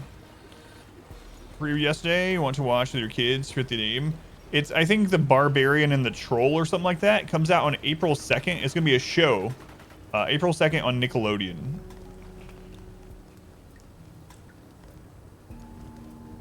Instruct a recycler to make electronics.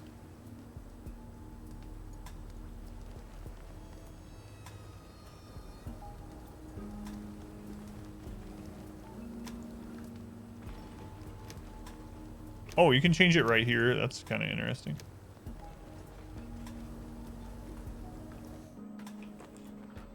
Oh, the researcher's not done yet. Okay. What did today? Doing all right. How's it going, Davey? Any word yet? Oh yeah, no worries. Barbarian and Troll. Oh, you're thinking Doi. And April 2nd on Nick. Series.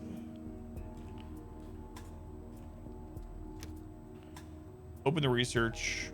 Ooh, man.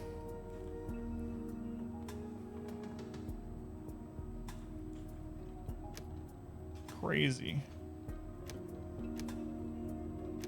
So electronics can be recovered from scrap. So we need to research electronics.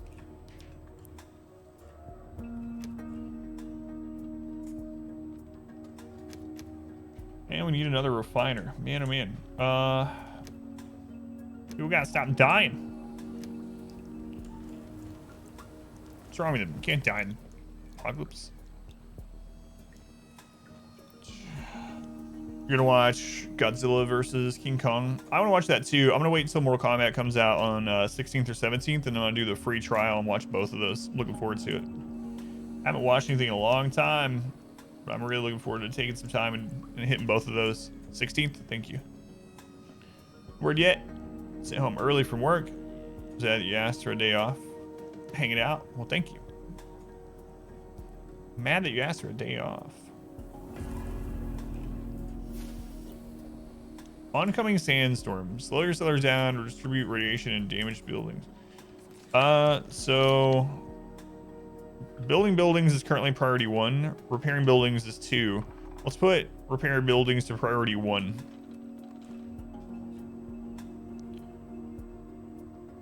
Try for Justice League. Had to use a friend's login. I don't know if they're doing it or not. It would still be worth it for me to pay for it for a month to see those 2 movies either way. Like, if this pandemic wasn't going on, I don't go to the theater very often, even when things are normal. I would still consider going and seeing these ones in theater if it wasn't going on. I just really like these 2 franchises, I guess, a lot. So, especially Mortal Kombat. 4 hours Just League was great. 1,000 times better than the original. Look at that sandstorm. Holy crap. Seeing Donkey Kong in a movie finally. They really didn't stick to the game. Oh, that's crazy. I can't see anything.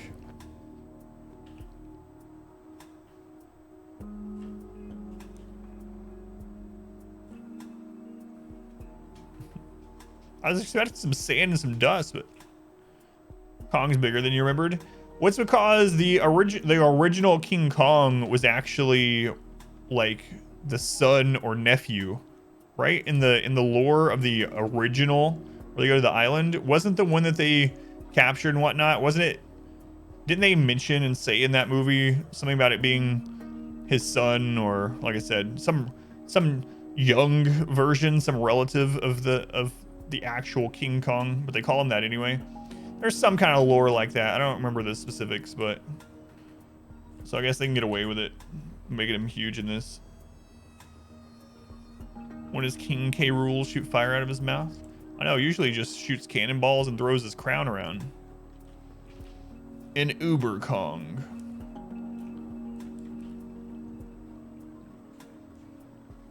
How long does this research take?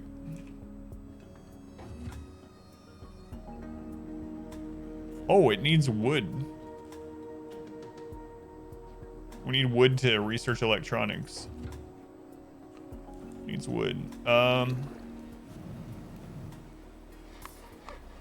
Forester is cut down and reforest. Okay. How many do we have? 2 foresters.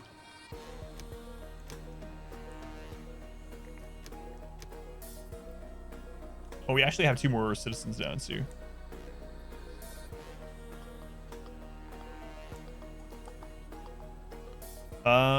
Yeah, we're not doing good on wood at all. Where's our other wood collection thing? Gather wood. Let's move this over here. That'll help us out. It's kind of difficult. It can be, yeah. I mean, it depends on how familiar you are with those kind of games. Like, I didn't have too much trouble with it, but I played a lot of bullet hells and things like that that are more difficult in my opinion. So if you're kind of new to any kind of bullet hellish kind of game, yeah, it's gonna be pretty tough to start. You love the part when Godzilla screams, "Get over here!" You know. So the newer, so I don't want any spoilers from the brand new Godzilla one, but from the newer ones before that, the Ghidorah King of Monsters, that one, or that movie had some friggin' awesome scenes in it. That part where Godzilla grabs the one monster and pulls its mouth open and then fires the laser down through its throat into its stomach and it explodes. It's one of the like coolest scenes any movie that I've seen. So awesome. And man, that scene when my wife and I first watched it when it first came out, where I think it's Ghidorah, right? is like on top of the volcano and it spreads its wings and it's roaring with all of its multiple heads and all the other monsters are waking up all around. I was like, holy crap. It's like, I need to get that as a screensaver. Gotta love cool monster movies, the bucket of popcorn. Yeah, they're just like stupid fun movies to watch. People that like pick the movies apart and whatnot, I don't understand. Like, just try to enjoy it as a popcorn flick, as they say. But yeah, that had some really awesome scenes. Yeah, they're just supposed to be fun. Like the very first Godzilla was more like a warning for like, you know, the atomic age or whatever, but that's long gone. Your dad's the biggest Godzilla fan ever. You partially inherited his love for them. God, I used to watch them so much as a kid. Let's go on Frag. They were coming in. I don't even know how many times when I was a kid I watched Godzilla versus Megalon. That was my favorite for some reason. I think part of it was because it had Ultraman in it. They call him something else now, and he's not called Ultraman. God, I can't remember. But the scene where the robot and Godzilla like do the handshakes and they dance and stuff, and they do like tag team wrestling moves against the monsters. So stupid. You tried it with Transformers, didn't work though. Yeah, it's the one with the flying kick. Yeah, where he like scoots on his tail all the way across while Ultraman is holding Megalon. Yeah, it's so stupid, but in a glorious sort of way. So goofy, it really is. Loved that movie as a kid though. All right, now the research is going. We have enough wood. We have enough scrap. There is some medium contaminated rain coming.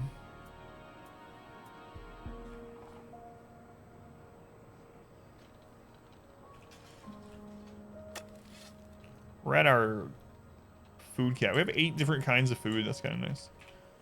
Look at our boars.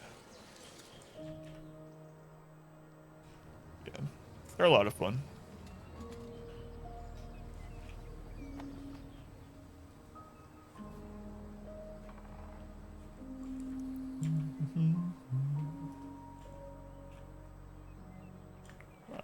I'm looking forward to the new one. It's how I feel with like those martial arts movies too. There seems to be like 3 different kinds of martial arts movies, and I go into with like different mentality.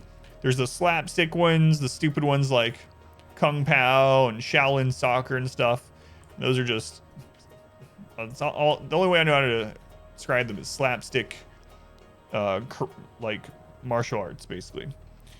And then there's the ones that are just like, you can't pick them apart, but they're just like fun, stupid movies. Like the plot isn't great, the dialogue and acting isn't good, but you still love them, like Bloodsport and Kickboxer and the original Mortal Kombat, stuff like that. And then you got the ones that are kind of above that, which are more serious tone, and like Kiss of the Dragon and things. Anyway, I like all of them, but I feel like some, especially critics, go into every movie and is like, this has to be a cinematic masterpiece. This has to be able to win awards, and they just crap on it if it's not like some kind of brilliant.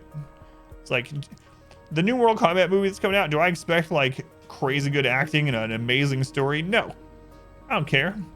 I just want to see a lot of fighting between characters that I recognize. Old Jackie Chan movies, yes. Drunken Master, for instance. There's a part of you that has 100% games, even bad ones. Means have to read and watch loads of lore canon on those films. Takes a bit of the fun away. All right, we got the research, so now we can actually switch this over to electronics. Very good. With this new research station and we saw Rumble in the ability Bronx to twice in acquire the theater. Electronics from scrap, we can provide our settlement with all the materials we need. The research station is very useful in enabling us to adapt ourselves to our surroundings by using the right technologies in any situation. I'm gonna have to get off here soon unless I'm planning on getting pizza or something for dinner, which I don't know that I should.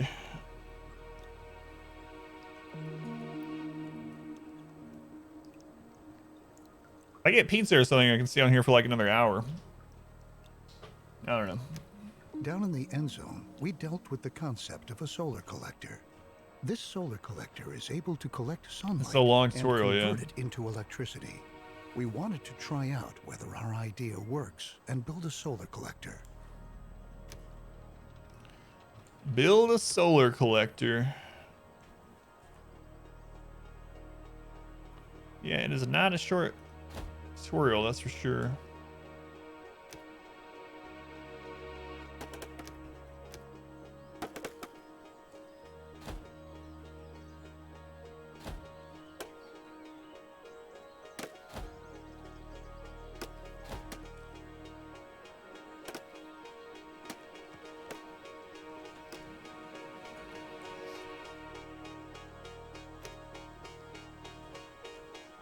Banished didn't have anything like this, just to friggin' throw you in. It's very little tutorial stuff in Banished. It's like, here you go, good luck.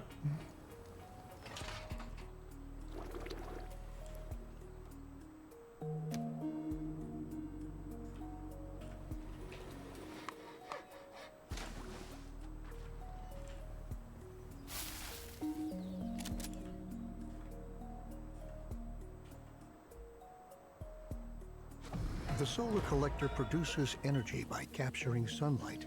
Maybe I shouldn't be listening to them the whole time either. Maybe I should just be doing these. Connect buildings to the power grid. Connect buildings to the power grid. Need a power pole. This is the one that I should have paid attention to. So, oh crap. So the wow, I didn't even realize these things would need power. So we can actually put these connected to the road, it looks like.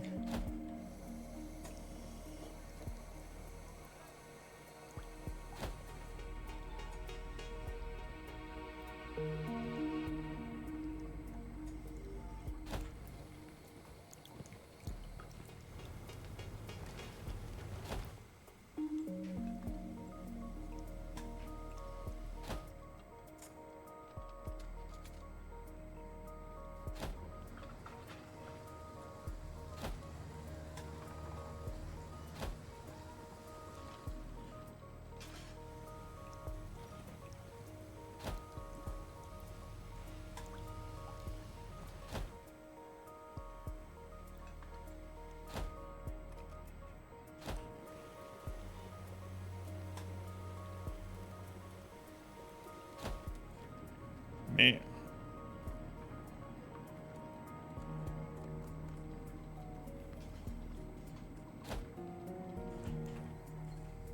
All right.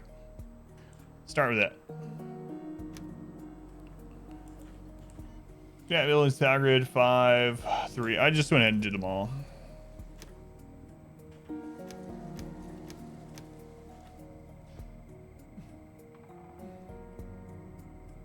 What is CRPG? Crap role-playing game. All right. What does the C stand for? Aren't those like the?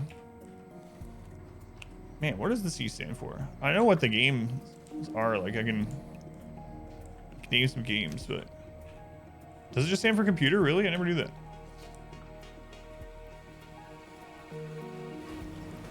It's weird. But I think of things like Neverwinter and D&D type text-heavy role-based games. So I was only on computer back then.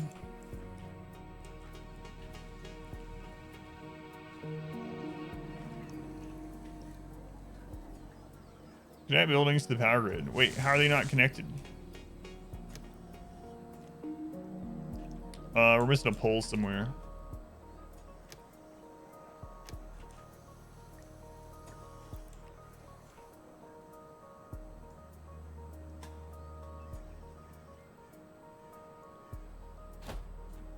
Will that do it?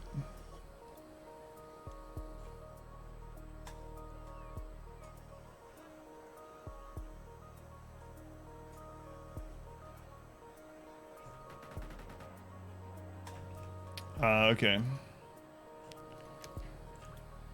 I see.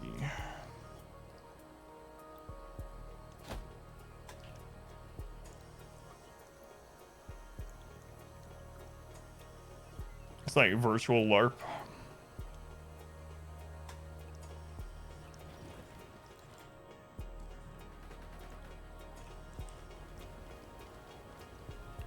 So I had some of the poles set up, but I didn't have, you can't have it like feed off of a building, it looks like. It has to still go from pole to pole, I think.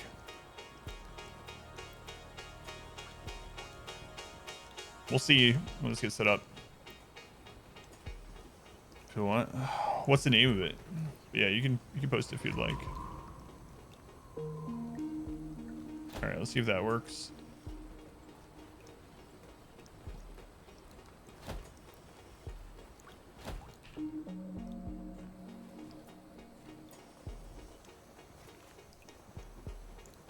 Let's go on Cam, welcome in. Yeah, okay. Fantastic. I can only... Logically, the solar collector is only able to produce energy during the daytime. It would be beneficial if we could also make electricity available at night so that our settlement remains Shores effective. unknown. It's clear that we currently work Joy. slower at night. Top 500. So let's try to store the surplus energy we produce. A battery? That's a big battery.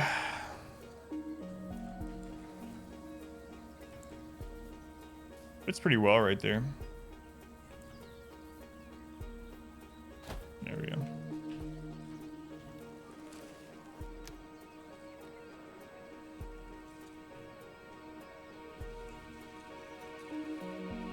$72 top 100, 1,200 hours. Thank you, Cam.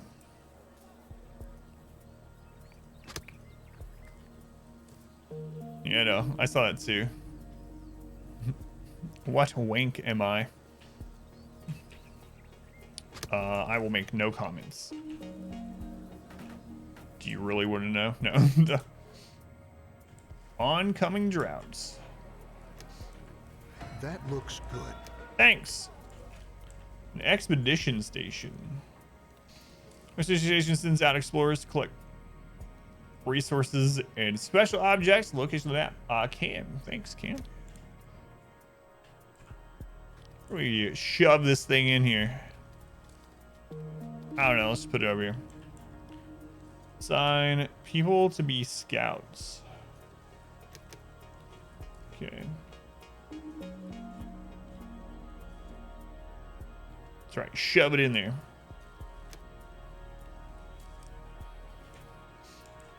Our town's gotten pretty hefty. I'm sure they'll get way larger though. Look at this freaking map. I can pick up all of these corpses and do whatever I want to them. That's right. Like shove this thing in them.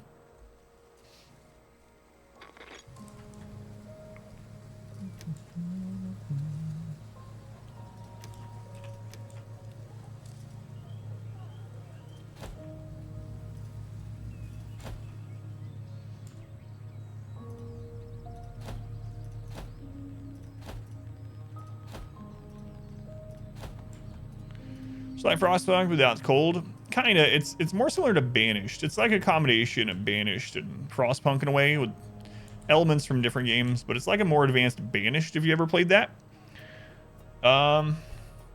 It's more open than Frostpunk. Like, obviously we're not just in a little crater. We have a whole map that we can explore and build to and whatnot.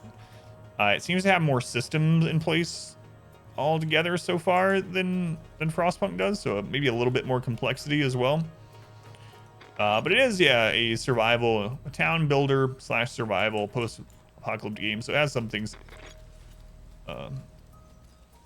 similar to Frostpunk, yeah.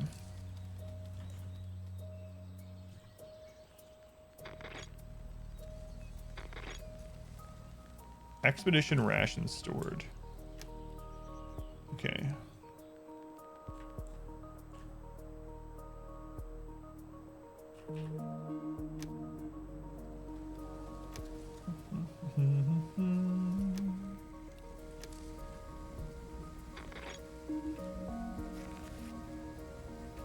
No ongoing scout missions. Also, do we need power to this as well?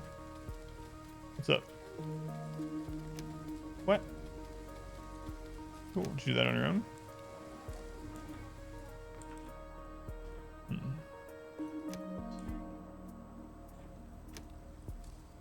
I see. Cool. I don't know that it'll show up very well. My daughter made a dolphin. Let me see. She made a Lego dolphin. I'm not sure the color shows up very well. Well done.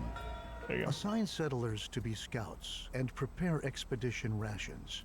When you want to send off an expedition, you can decide the quantity of expedition rations with which to supply the expedition. As a result, you can control how long and how thoroughly it is able to. We're still doing this tutorial. We've been doing this tutorial for like 2 hours. Let's send out a few scouts to for this game. It's good. I like it. It just came out. It's like a mixture of Banished and Frostpunk. The scout will supply Seems really good. Very complex. About the site that we should pay attention to. But man, oh man, there's a lot to learn. This is the tutorial. Yeah, it's still the tutorial. And this is only one tutorial. There's like 10 tutorial missions. Discover an interesting place. All right. Well, we've seen that this is out here. So, open expedition window. The site looks promising, but the radar doesn't show what exactly we're dealing with yet. We should send one of our scouts to check it out. All right, send them.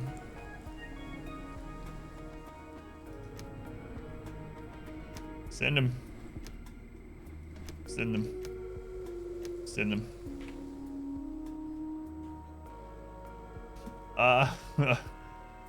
Doy, thank you for the 1,000 bits. Porpoise. Thank you, Doy. I appreciate it, man. Maybe I will get pizza. Doy, do you mind if I put those 1,000 bits? Like, I have to ask your permission after you give me the bits. Mind if I put those 1,000 bits towards the $10 off of the pizza? That way I can play an hour more.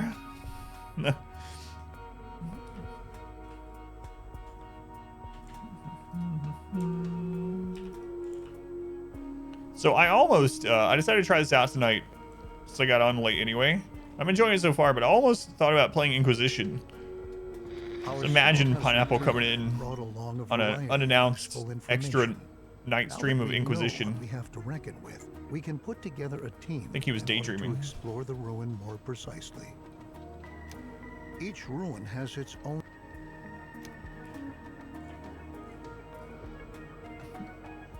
So I think we're another 1,000 minutes. Hey, yo, pizza. Well, there we go. All right, pizza it is. I'm playing for another hour. Sorry, family. Like they care if I get pizza. Thank you, Dory. I appreciate all the bits, man. Seriously. Prepare yourself for an expedition.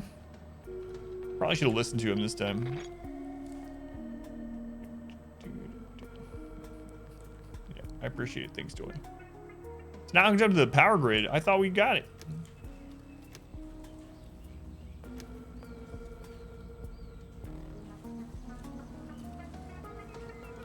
How's it not hooked up? Oh, maybe they haven't built that one yet. I don't know. Anyway, it doesn't matter.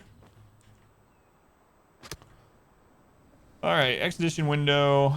So we can actually send out an expedition now. Free scouts.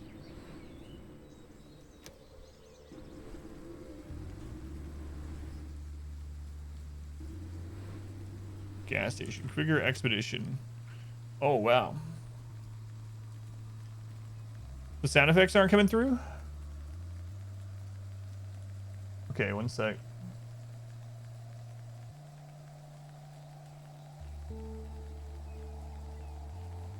Let me know if they do now. One sec.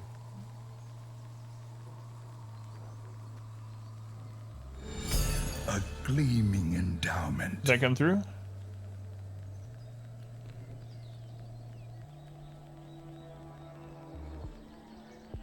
I think it's screwed. It was screwed up from when I did the switch thing. But did that one come through? Now it is? Okay. Thank you. Davey! Congrats, Davey. That's awesome, man. Man, I can't believe your turtles got partnered. Well, you maybe helped them a little bit.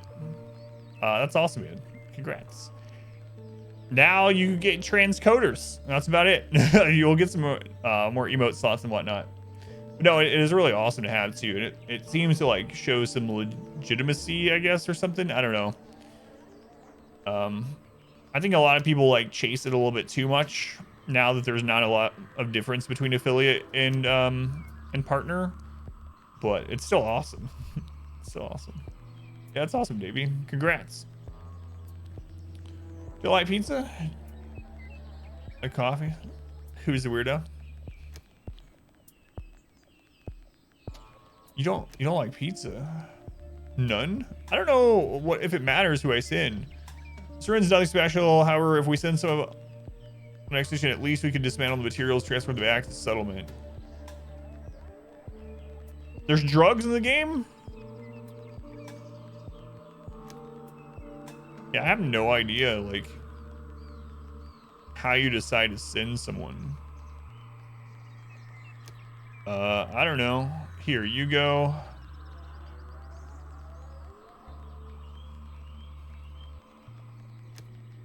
There we go. Head on out. Now that you've commissioned the expedition, it's now in preparation stage. You don't like cheese. Expedition rations and other necessary resources are being amassed. After...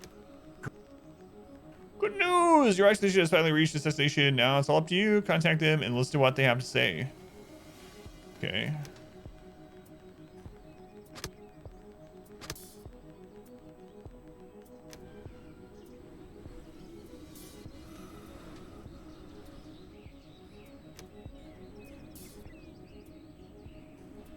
What? Lead the expedition.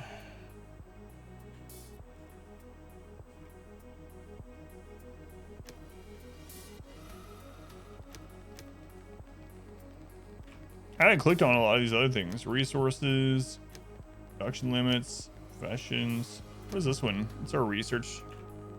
Oh god, I never set up another research either. It hasn't told me to though. Okay, expedition, focus destination.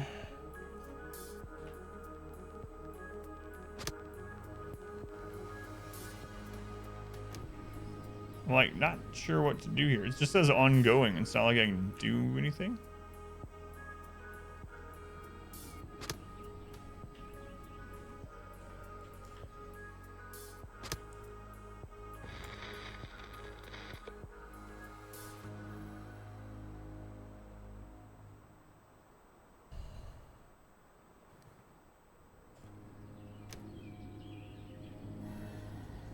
I have no idea. Expedition has arrived. Is this a different? Good news. Your That's up to you. Contact them and listen to what they have to say. Maybe it's a different one that's what we need to go to. Expedition's already on its way. Ongoing. Send scout. Send.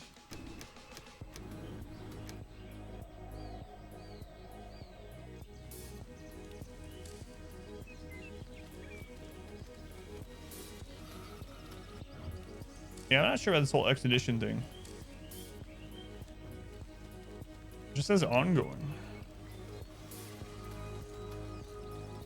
What's the 7%?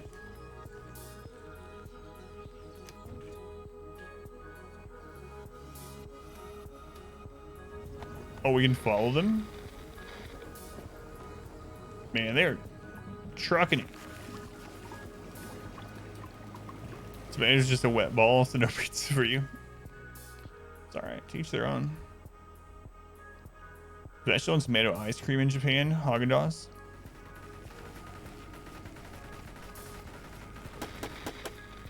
Okay.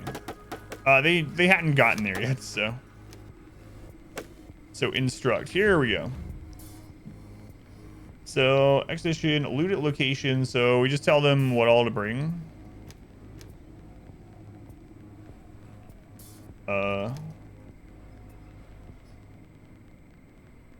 This is what's at the settlement. This is expedition capacity, so what they're holding. This is the loot at the location. Okay. Well, let's bring everything then, because we can hold everything, so why not? Now there's drugs. All right, safe trip home. Well, got it. It's kind of weird. Petitions are decisive for its success. Try to be as well prepared as possible and make wise decisions, because consequences could be fatal. Leave this place and get out of here. It takes as many resources as settlers can carry. Back to your settlement. All right. Now you know how you can help your settlers manage in this environment so hostile to life. It's time, or I'll show you how you can design your settlement in such a way that your settlers are not only able to survive in it, they're actually glad to be here. Settlers are eager to live in surroundings that please them. Okay.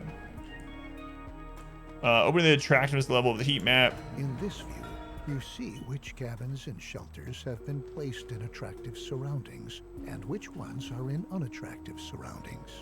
If you want to make your settlers to increase the attractiveness of a residential area, you can put up some decorations to Let's go, by the way, Phelan. settlement. Good to see you. Decoration increases the attractiveness of the area That's where just it soup. has been placed. It's Maybe gazpacho. it's time for you to design your settlement a little more attractively to make your settlers happier. Design it more attractive. It's the apocalypse. They can suck it up. Decorations. Decorations. You want some shrubs?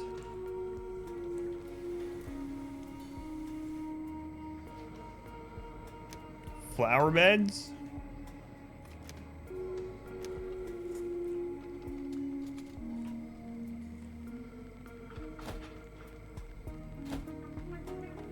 You want a totem? Oh no. Cancel this. And this. I didn't see how big this was. I want this one. A scrap totem. There we go. Look at that thing. Nice. Oh, it can't be centered. Oh, why? A flag. A flag can be centered. There we go. Have a flag. Want a street lamp up here? We'll have one of them. Oh no, that's a flag as well. Street lamp. I see. I don't have the stuff for it. Wind chimes. Who was it that was talking the other day that they hate the sound of wind chimes? Don't remember. Someone in chat was talking about hating them.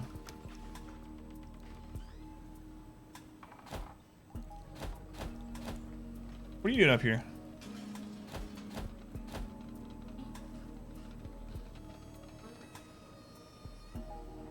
Are you gonna be able to go downstairs? Do you need anything?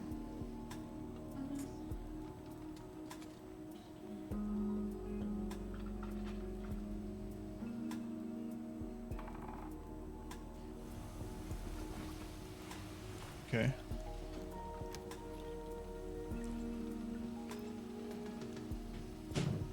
What you doing? Why? Because you're in too much pain to go back down the stairs?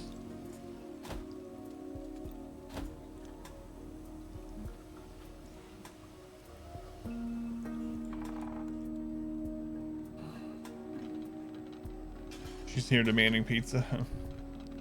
Just come looking. Careful. But you need to like stop going up and down the stairs as much as you can. You don't need to shower. Get your lots. Okay.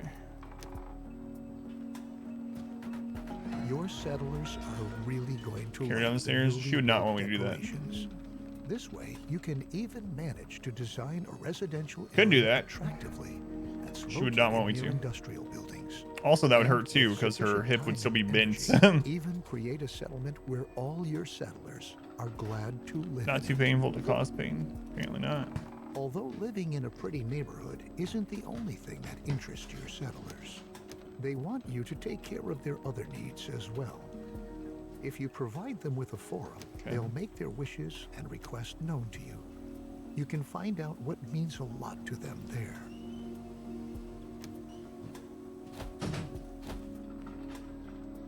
God, there's so much to this game. What does she want for dinner? I think she wants pizza as well. She was talking about it earlier, so. A forum. That way people can tell me what they want, what they really, really want. Man, I'm like one tile off on everything. So I have no idea what size of anything's gonna be as we were building this initially, so it's like just things placed everywhere. Everything's just like one off. One off. All right, you want to tell me what you want? You have to go way out to where the people are hunting.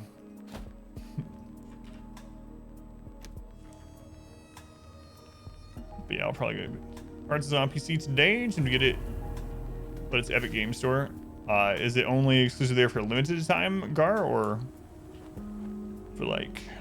Oh God, I didn't pay attention that there was a drought coming.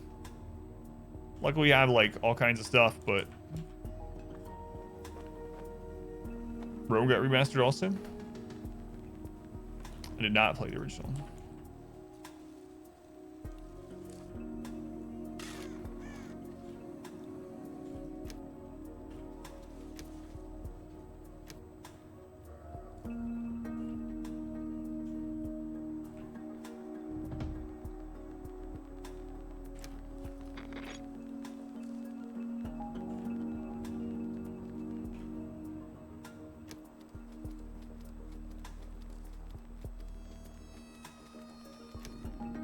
This expedition thing is weird. Cake shop. No, we're not going out right now. Cake shop. We just had a drought, dust storm, etc. We got buildings that are not doing great. Building condition, yeah. Power's out in some places. There we go. People are lacking their homes. Good. Aside from the slums. Who cares about the slums, though? Oh. Radiation.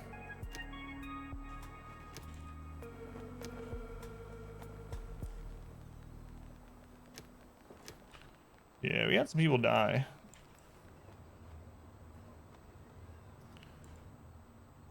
You guys on your way building this forum? I know it's way out of the way. It's not my fault. Well, I mean, it is, but I didn't know ahead of time. So I guess in the future, when we play this non-tutorial, we're gonna have to try to find like a piece of land that's not near a hill or mountain, so we can make a nice, tight, efficient square to live in.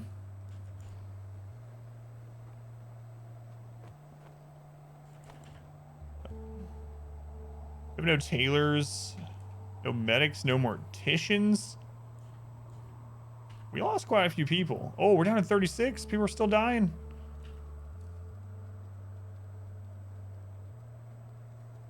Excellent. Many of your settlers' requests are collected for you at the forum. You want to check every now and then whether you might be willing to agree to one of those wishes. Efficiency boxes. Yep. Right and efficient.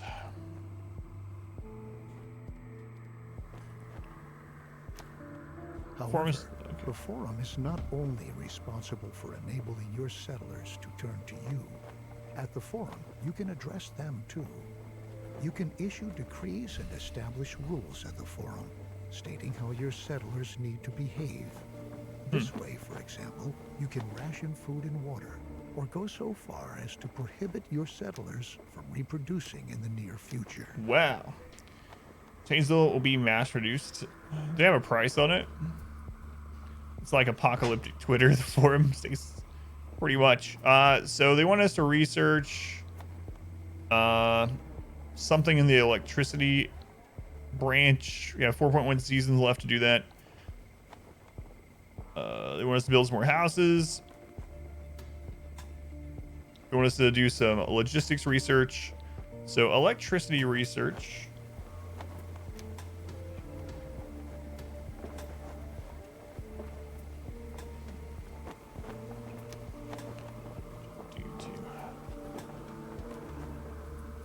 Is this wind turbine or electric water pump? Electric water pump pumps water out of the ground without the use of manpower, resting next to a functioning water grid. Okay. Start the research on that. And they want us to build a few more houses. Housing. Cabins. The tutorial has not told us to build more housing, but oh well. Oh well, the forum tells us to, so. People on forums are always correct. There we go. All right, let's see what he says. price yet. So I did like 250. That's crazy. Yeah. Or how long until I'll see someone out with one though? If they come out.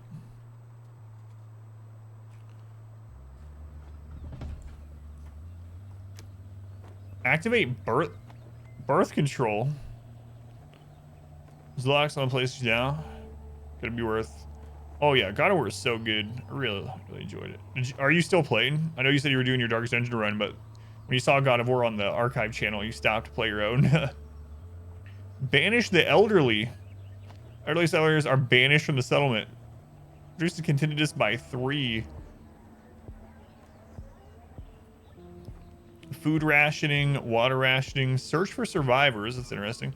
Settlers are paying attention to radio messages from other survivors who are willing to join up with your settlement under certain conditions. Birth control. This decree prohibits childbirth. I don't want to do this one. I need more citizens, but the tutorial wants me to do it, so I have to do it. UV lighting box to sanitize it.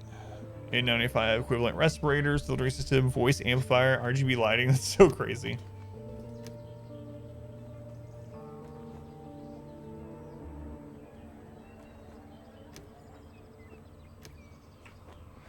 Many of the decrees are extremely helpful toward enabling the survival. We do a Dark Dungeon split. Yeah, it's really good. You should watch out that you don't demand too much. Banishing the elderly is also food and water rationing. Yep. If you ask too much of them, it can lead to discontentment spreading throughout your settlement. Those are your instructions, Chief, and that's what we'll stick to. Even though we're not particularly happy about them, we gladly decide for ourselves when to start our families. Better if you could see to it that we are able to continue to grow. All set, Chief. In the near future, we'll be on the lookout for radio messages. Okay. Defenses. Ammunition factory. Whoa, hang on. I wasn't expecting this. There's gonna be combat in this game? Most of them don't have things like that. I mean, Pharaoh, which I've referenced, had that, but... What's up, Bard? Am I ready? What is it, Bard? Is it a button? That's what it usually is when you say these things. How's it going, Bard? It's good to see you. I shouldn't be streaming this late, but I've gotten to see a few people that I don't see as often anymore, so... Worth. Said I wanted a good RTS. That's the dash of Civ part.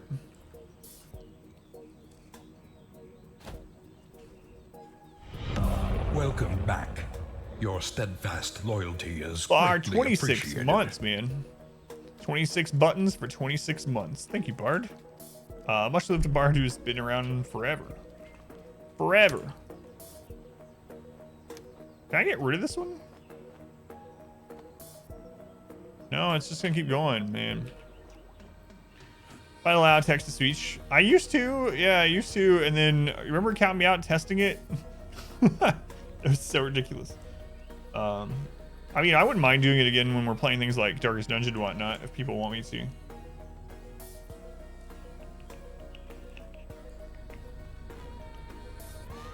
was all mother puppy this and rainbow kitten. So you get through that? Oh yeah. I made the mistake of raiding you once and you never left. That wasn't a mistake. My plan worked. I raided Bard one time and I was like, if I raid this guy, maybe he will subscribe to me for 26 months. Pure profit. No. You know that's not why, obviously. What have you been playing lately, Bard? It's good to see you again. Very good. It's Badger, the sequel. Decide whether you want to have your ammunition factory manufacture lethal or non-lethal ammunition. While lethal ammunition deals damage to the attacking raiders, non-lethal ammunition ensures that their morale sinks. If the raiders have lost all their morale, they'll flee. We can make...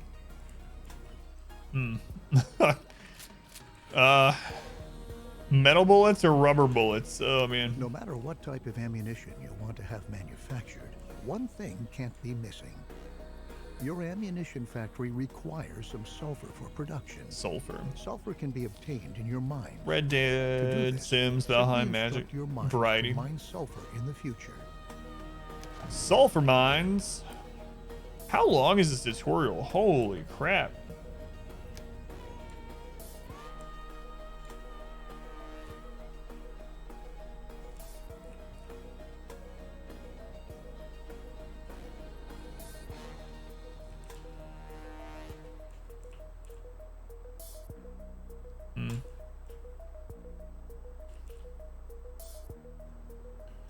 Mine, introduce sulfur, assign settlers to it. Unextracted resources, iodine, coal, and sulfur. The mining of some resources must be researched beforehand. The mine must be built on a mountainside. Okay, so it doesn't look like this will count as a mountain. It's very small. Wait. Oh. Just kidding, we got it.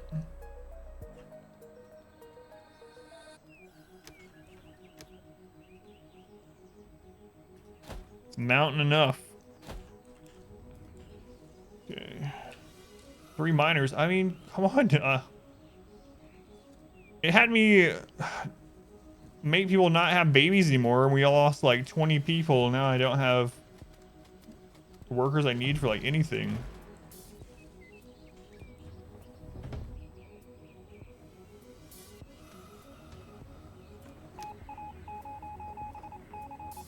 Yeah, they're not quite sure.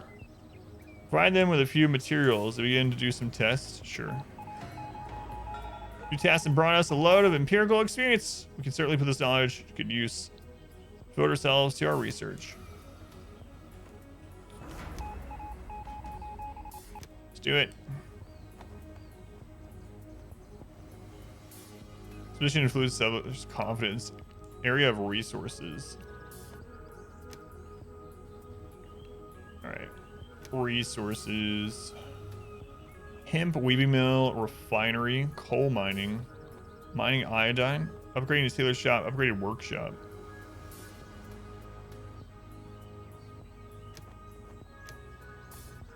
What we call winning? I don't know. Tutorial complete following the ending credits. Yeah, something. Feels like that.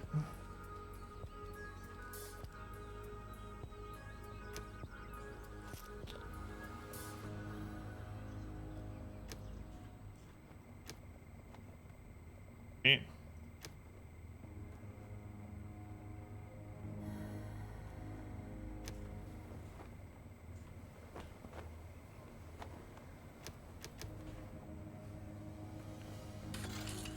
Right, mines you made.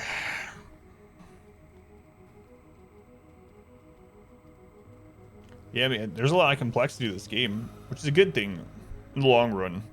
It's bad in the sense that it's like daunting. Like I won't remember a lot of this till I really start playing it and get in the habit of, you know, what I need to build and like build order depending on the map or spawn location or whatever. Just the same build order every time.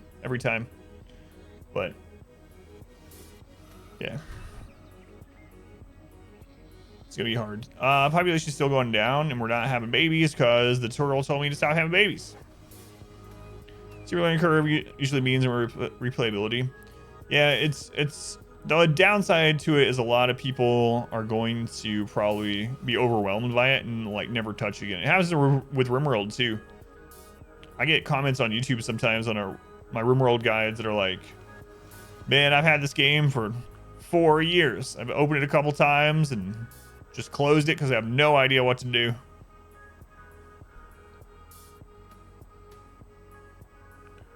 Get this mine built.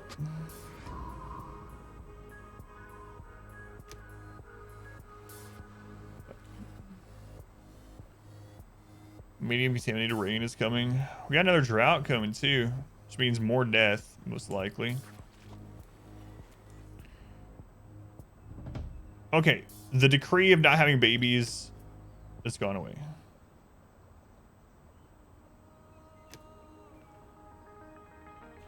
Okay, have babies. Please.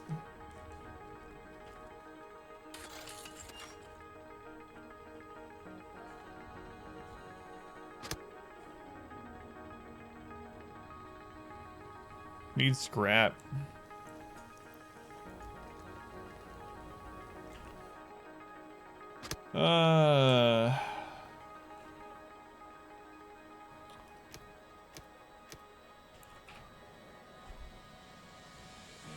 Played and learning.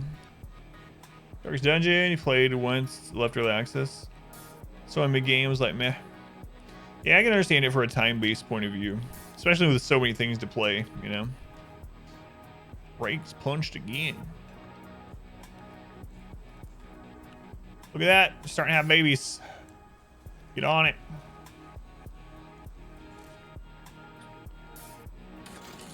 Okay.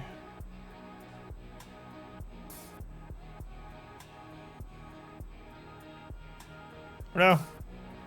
Oh, someone grew up.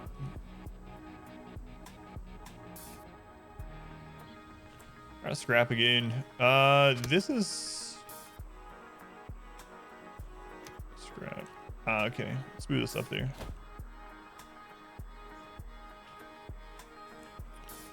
That will help.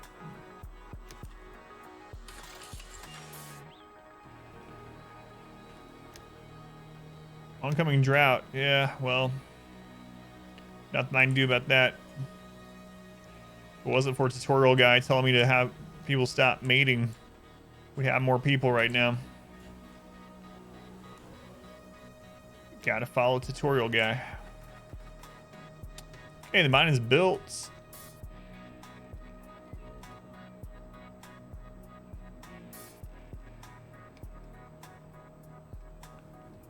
Now we gotta produce the 5 sulfur.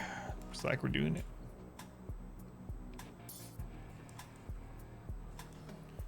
Feels like this is gonna be a lot like how Banished, you have to really take your time. Like, Very good. build a couple things, wait until you get to like a level point with that, and then add a little infrastructure, then add a little housing, and keep going like that until you get bigger and bigger.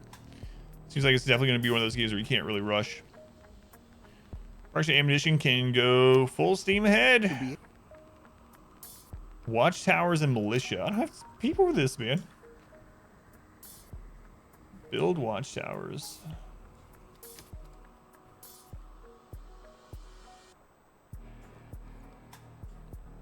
Is there a way to see like land affordance? Like,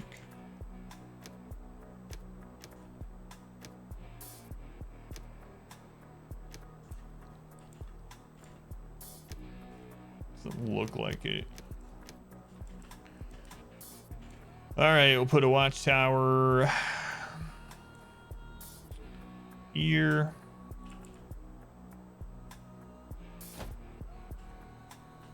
Let's wait till that one's built, and then we'll put another one up. Assign 10 militia. Oh, we got a bunch of settlers for that. All right.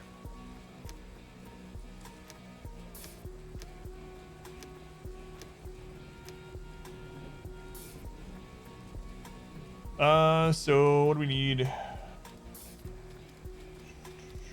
Refiners are good. We need a tailor. Refiners good. We need the technicians up.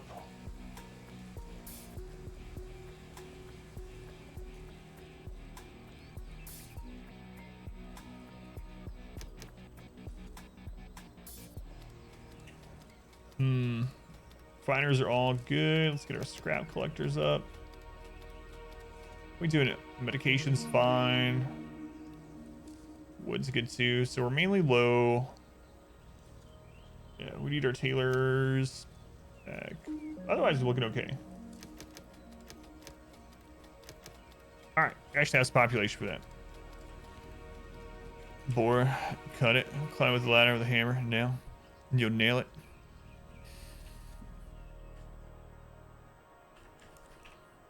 Nailed it. Oh god, have you guys watched that Nailed It show? My wife and I watched that show, and I like it because of how terrible the people do at the cooking that they do, you know? But I really dislike the host. Oh, she annoys me to no end. I see. I need to move this over here. There we go. That's part of what's going on. Forgot to move that.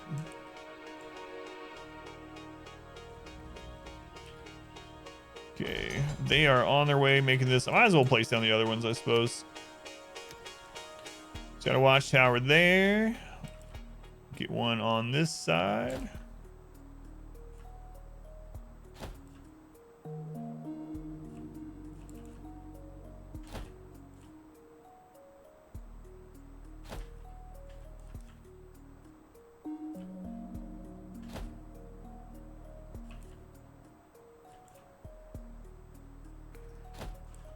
There you go. Let them do it. Make supper. We're gonna make pizza. Didn't have make a pizza last night. I am looking forward to dinner. Kind of wanted to get through the tutorial in a single stream, but we might not.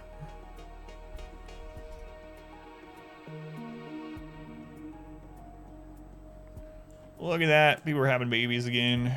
Babies are growing up. They're getting jobs. It's circle of life. Research in the category of defense. Okay, that one's still going right now, so you gotta wait for that one to be done.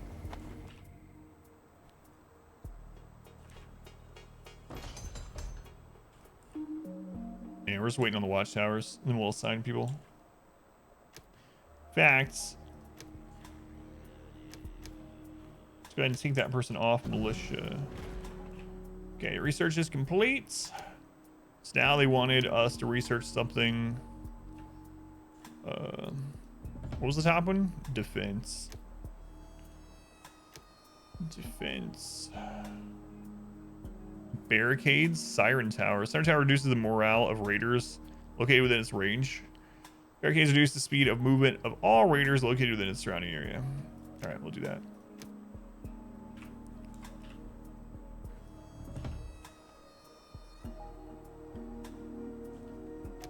They want a feast. How do we do a feast?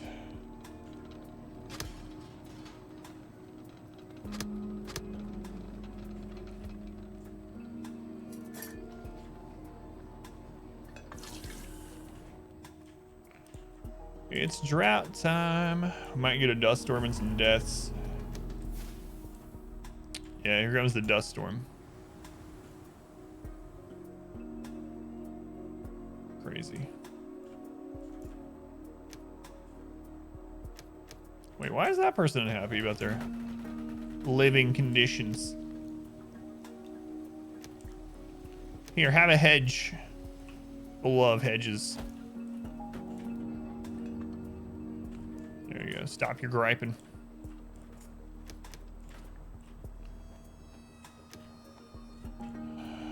When done. Research in that area of technology. Advanced school. What is that video? Is that the song you were doing?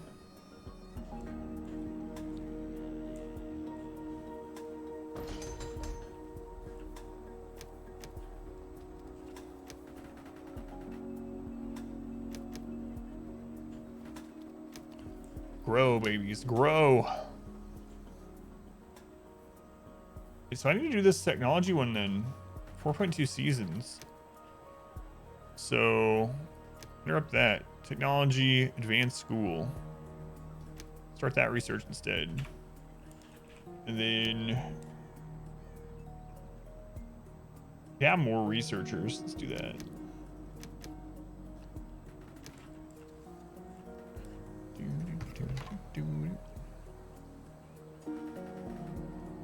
We can put our old and infertile people. We can throw those in the shelters and leave everyone else in houses.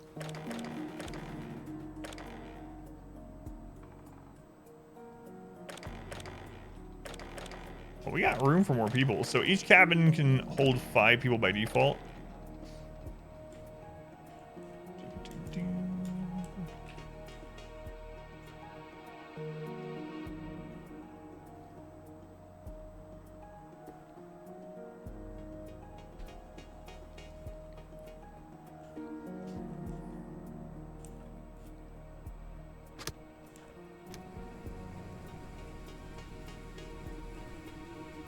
Salvage the range of the ruins of the scrapyard. Sure, Marcus. Scavenge. I guess I should always have them going out, right? Yeah, sure. Like if we have someone assigned for scouting, they might as well always be scouting. 2 towers done. Metal. Why are we out of metal?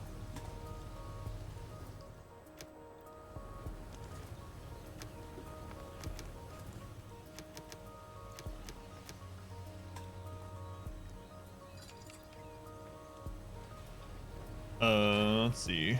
That was making metal. There's workers there. It's because we don't have scrap. It's because we don't have wood now. What? All right, I had to remove those back when we had all the death. Okay, we can also move this now to. We're not gonna replant these trees, but well, no one cares about that.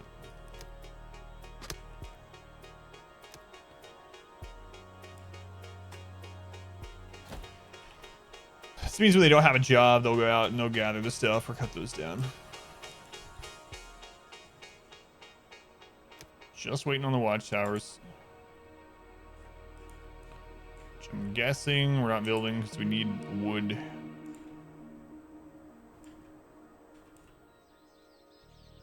Alright, they're working right now though.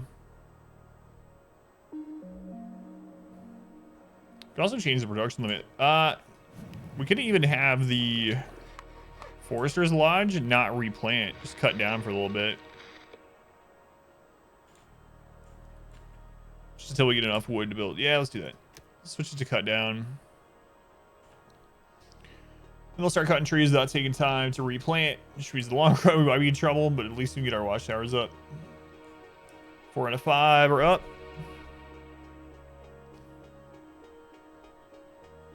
So a big part of this is going to be repositioning the areas for all the buildings. Okay, watchtower's done. We can switch that back. What is this one? Ruin scouted.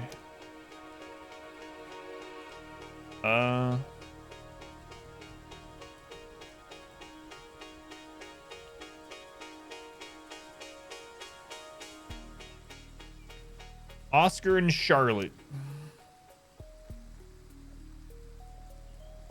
Give rations, even though capacity for additional rations. Oh.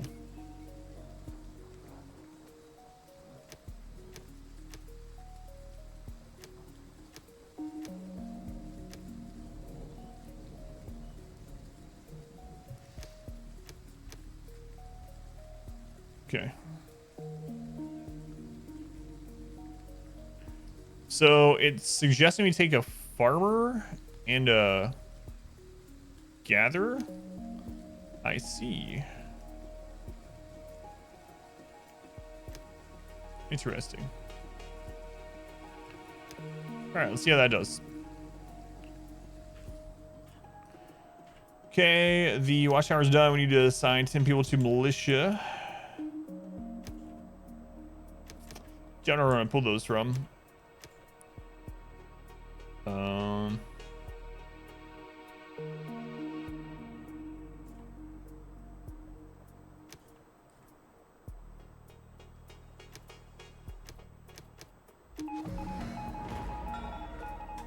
New findings are going to be useful for sure.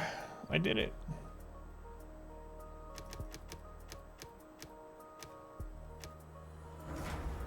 Very All right, there we go. These watchtowers form the center of your defense. At each watchtower, you can individually configure the type of ammunition the militia who have been assigned there are supposed to fire at the raiders.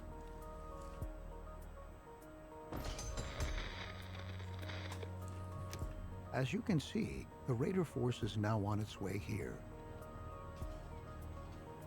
Force of raiders is on its way? As I can now see. What do you mean? Where? You've said my people are hopeless cases. We were once. I took in one and all. Together we are strong. Give us what we need, then no one will get hurt. God. All right.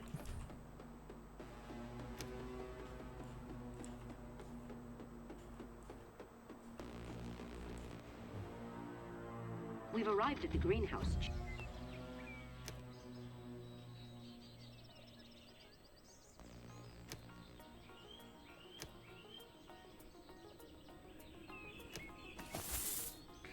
Resemble the corn, we know the exposure. Okay. So if you send people that have like an affinity to whatever the crap you're going to, you have chances at getting unlocks and things. So we unlocked We got corn seeds. We can plant corn now. That's pretty cool.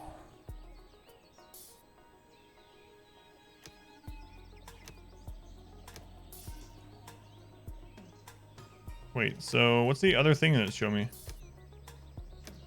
The ventilation shafts. Okay, here we go. It's like some sort of mushroom. We got mushrooms too. Nice. Those asking for help. That's right. Bring the corn, the mushrooms home.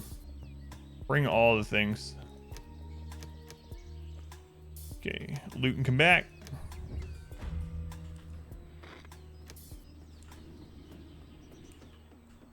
Here they come. Our community grows. Mulch through the following. Welcome in, mulch. All right, tutorial raiders. Let's see how these places do. I mean, we have bullets, so.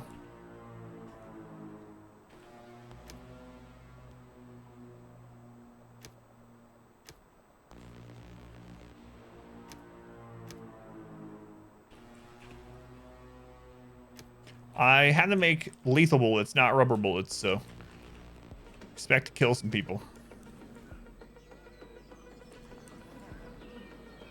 These Vikings? People look like straight out of Mad Max, only no vehicles.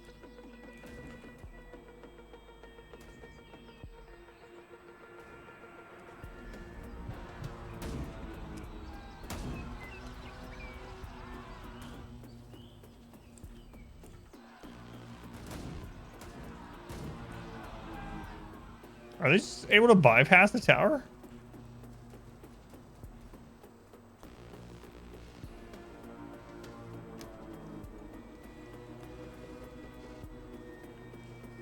Check your defensive strategies. So we used all of our... Wait, what? No, it accidentally clicked it because I have this... I gotta undo that. That's gonna get me in trouble. I clicked on there to look at things, and because we had quick access to building open, it changed the bullet type. So now they're in here. There's terrorized people. They just ran by the watchtowers, you know, whatever. It looks as if they were the last raiders, and the settlement's still standing. All right, we got them still. Well, it did get a few scratches here and there, but nothing we couldn't recover from. A few scratches. People died, Arthur. We'll rise again, over and over again, and that's a promise. Someone lost their life, and Arthur's like, oh, we got a few scratches. It's nothing we won't recover from. Like, I don't know who that was. Whoever they were, apparently screw them. Got a bunch of resources from the zoo. No. I see. Okay. And the damage 33 buildings? Was that surprisingly decent? Yeah, especially for a game like this. Less food required, so. However, in many cases, the raiders won't be paying you a visit just like that, without any advance warning and a reason. Most of the time, they'll demand tribute from you beforehand. If you can pay this tribute, they'll leave you in peace. That is, at least for a certain period of time. That's This kind of time, interesting. I want you to pay the tribute the raiders are demanding from you, so that we can focus on rebuilding. We here don't at the settlement. negotiate with terrorists. Come on. They want 80 expedition rations? No. We have 80. All right, I see. They only want 8. Very good. By doing so, you bought us a little time to be able to prepare ourselves further. Pay their tribute with your fist. So watchtowers do not work very well as like a perimeter. It seems like I want them closer into the actual settlement.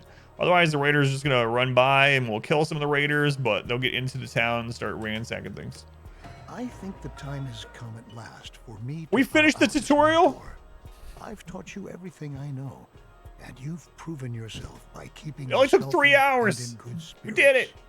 I may have taken care of heading our last days in the end zone, but now all my faith lies with you.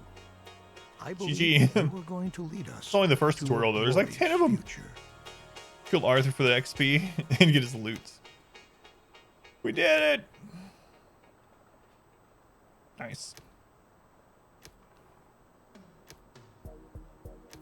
Oh, okay. So we played through. Oh no, there are lots more. Oh Jesus.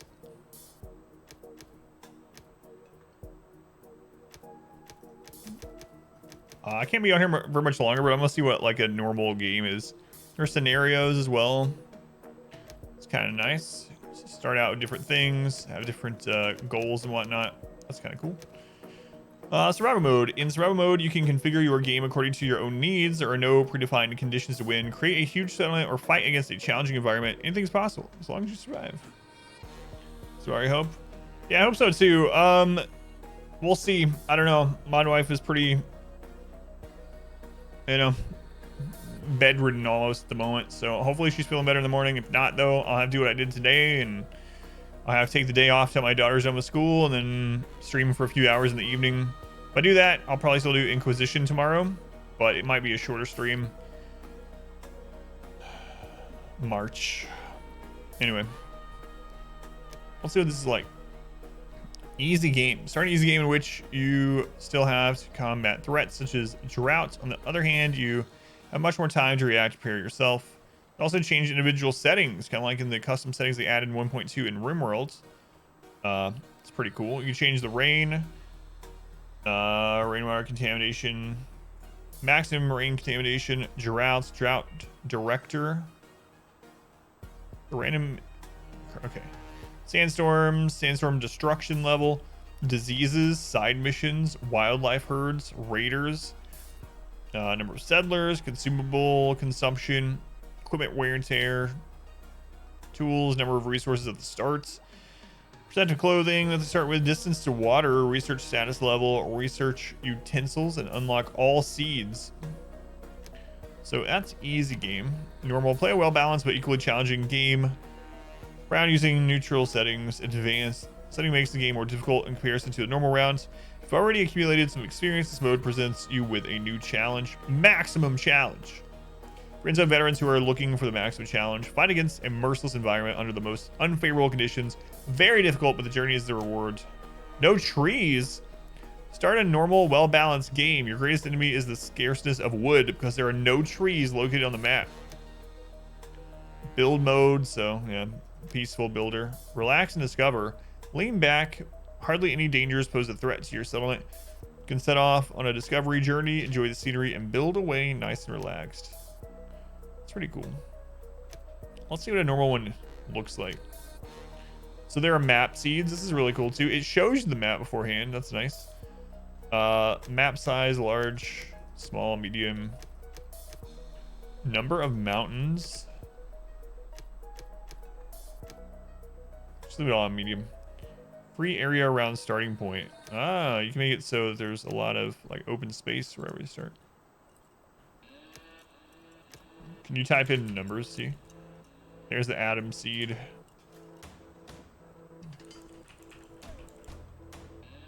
You can't type everything and just do.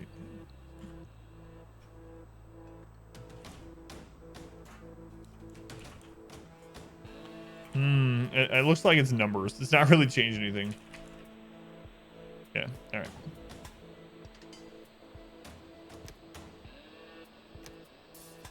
Kind of cool. Settlement name, Master, Newtown, Malaise, Misery. All right, let's go with Misery. I just want to see the beginning of a game. I gotta wrap things up soon, but yeah.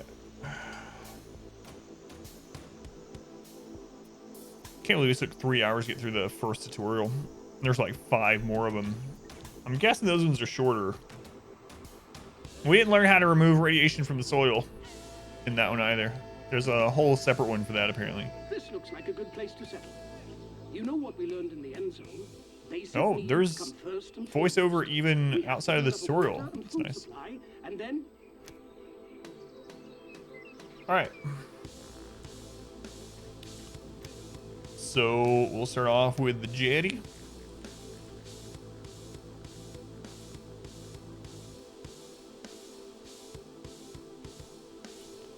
some water gathering going. Okay.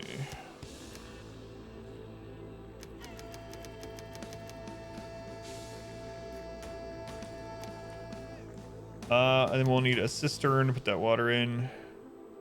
I'll just put it right nearby.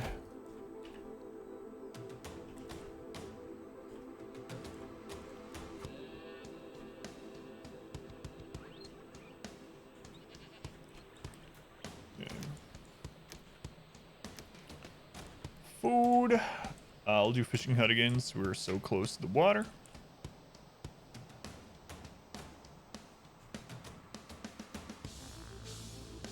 We actually walk past that on that side, other side? I think so. All right.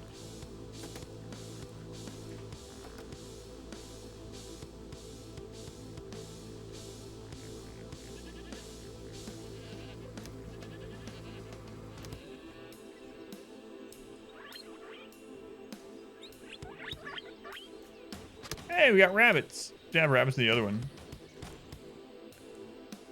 Rabbits.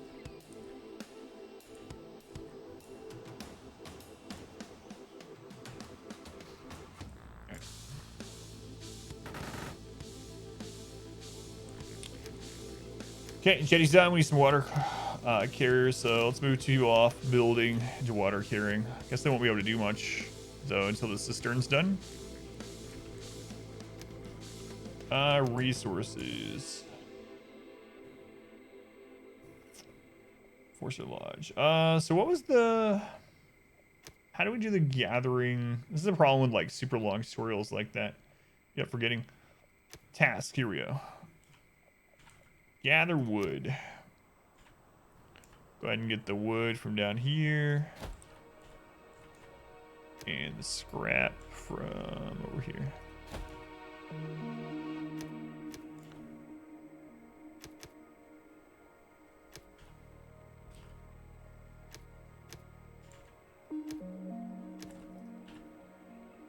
Okay. First, I couldn't remember where you go to set these ones up where they can gather the stuff without buildings. Buildings are more efficient and whatnot, but house ruin.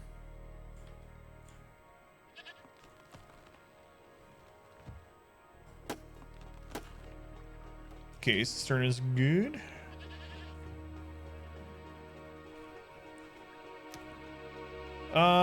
So what do we end up learning about?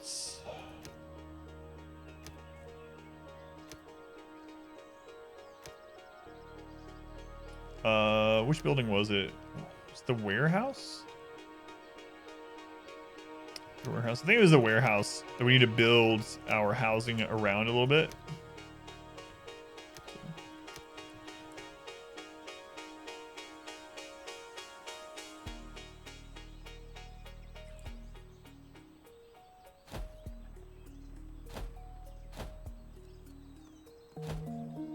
Might be building too much. It's fine.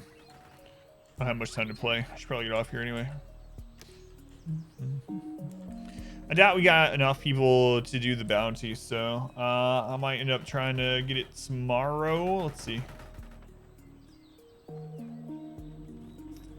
Yeah, we're not even in the triple digits today.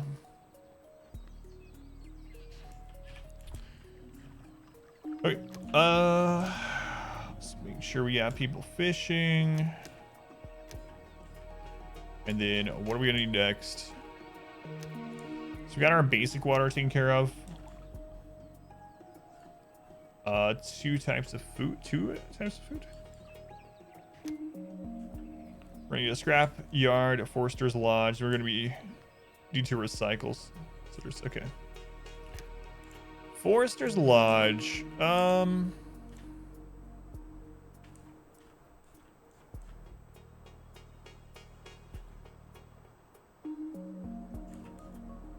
Set up here again. We might want to set it away from the mountain so we can mine out of that spot. So let's put it over here.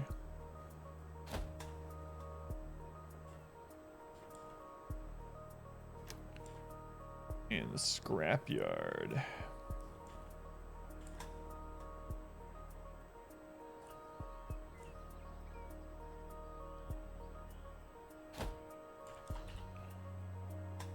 Okay.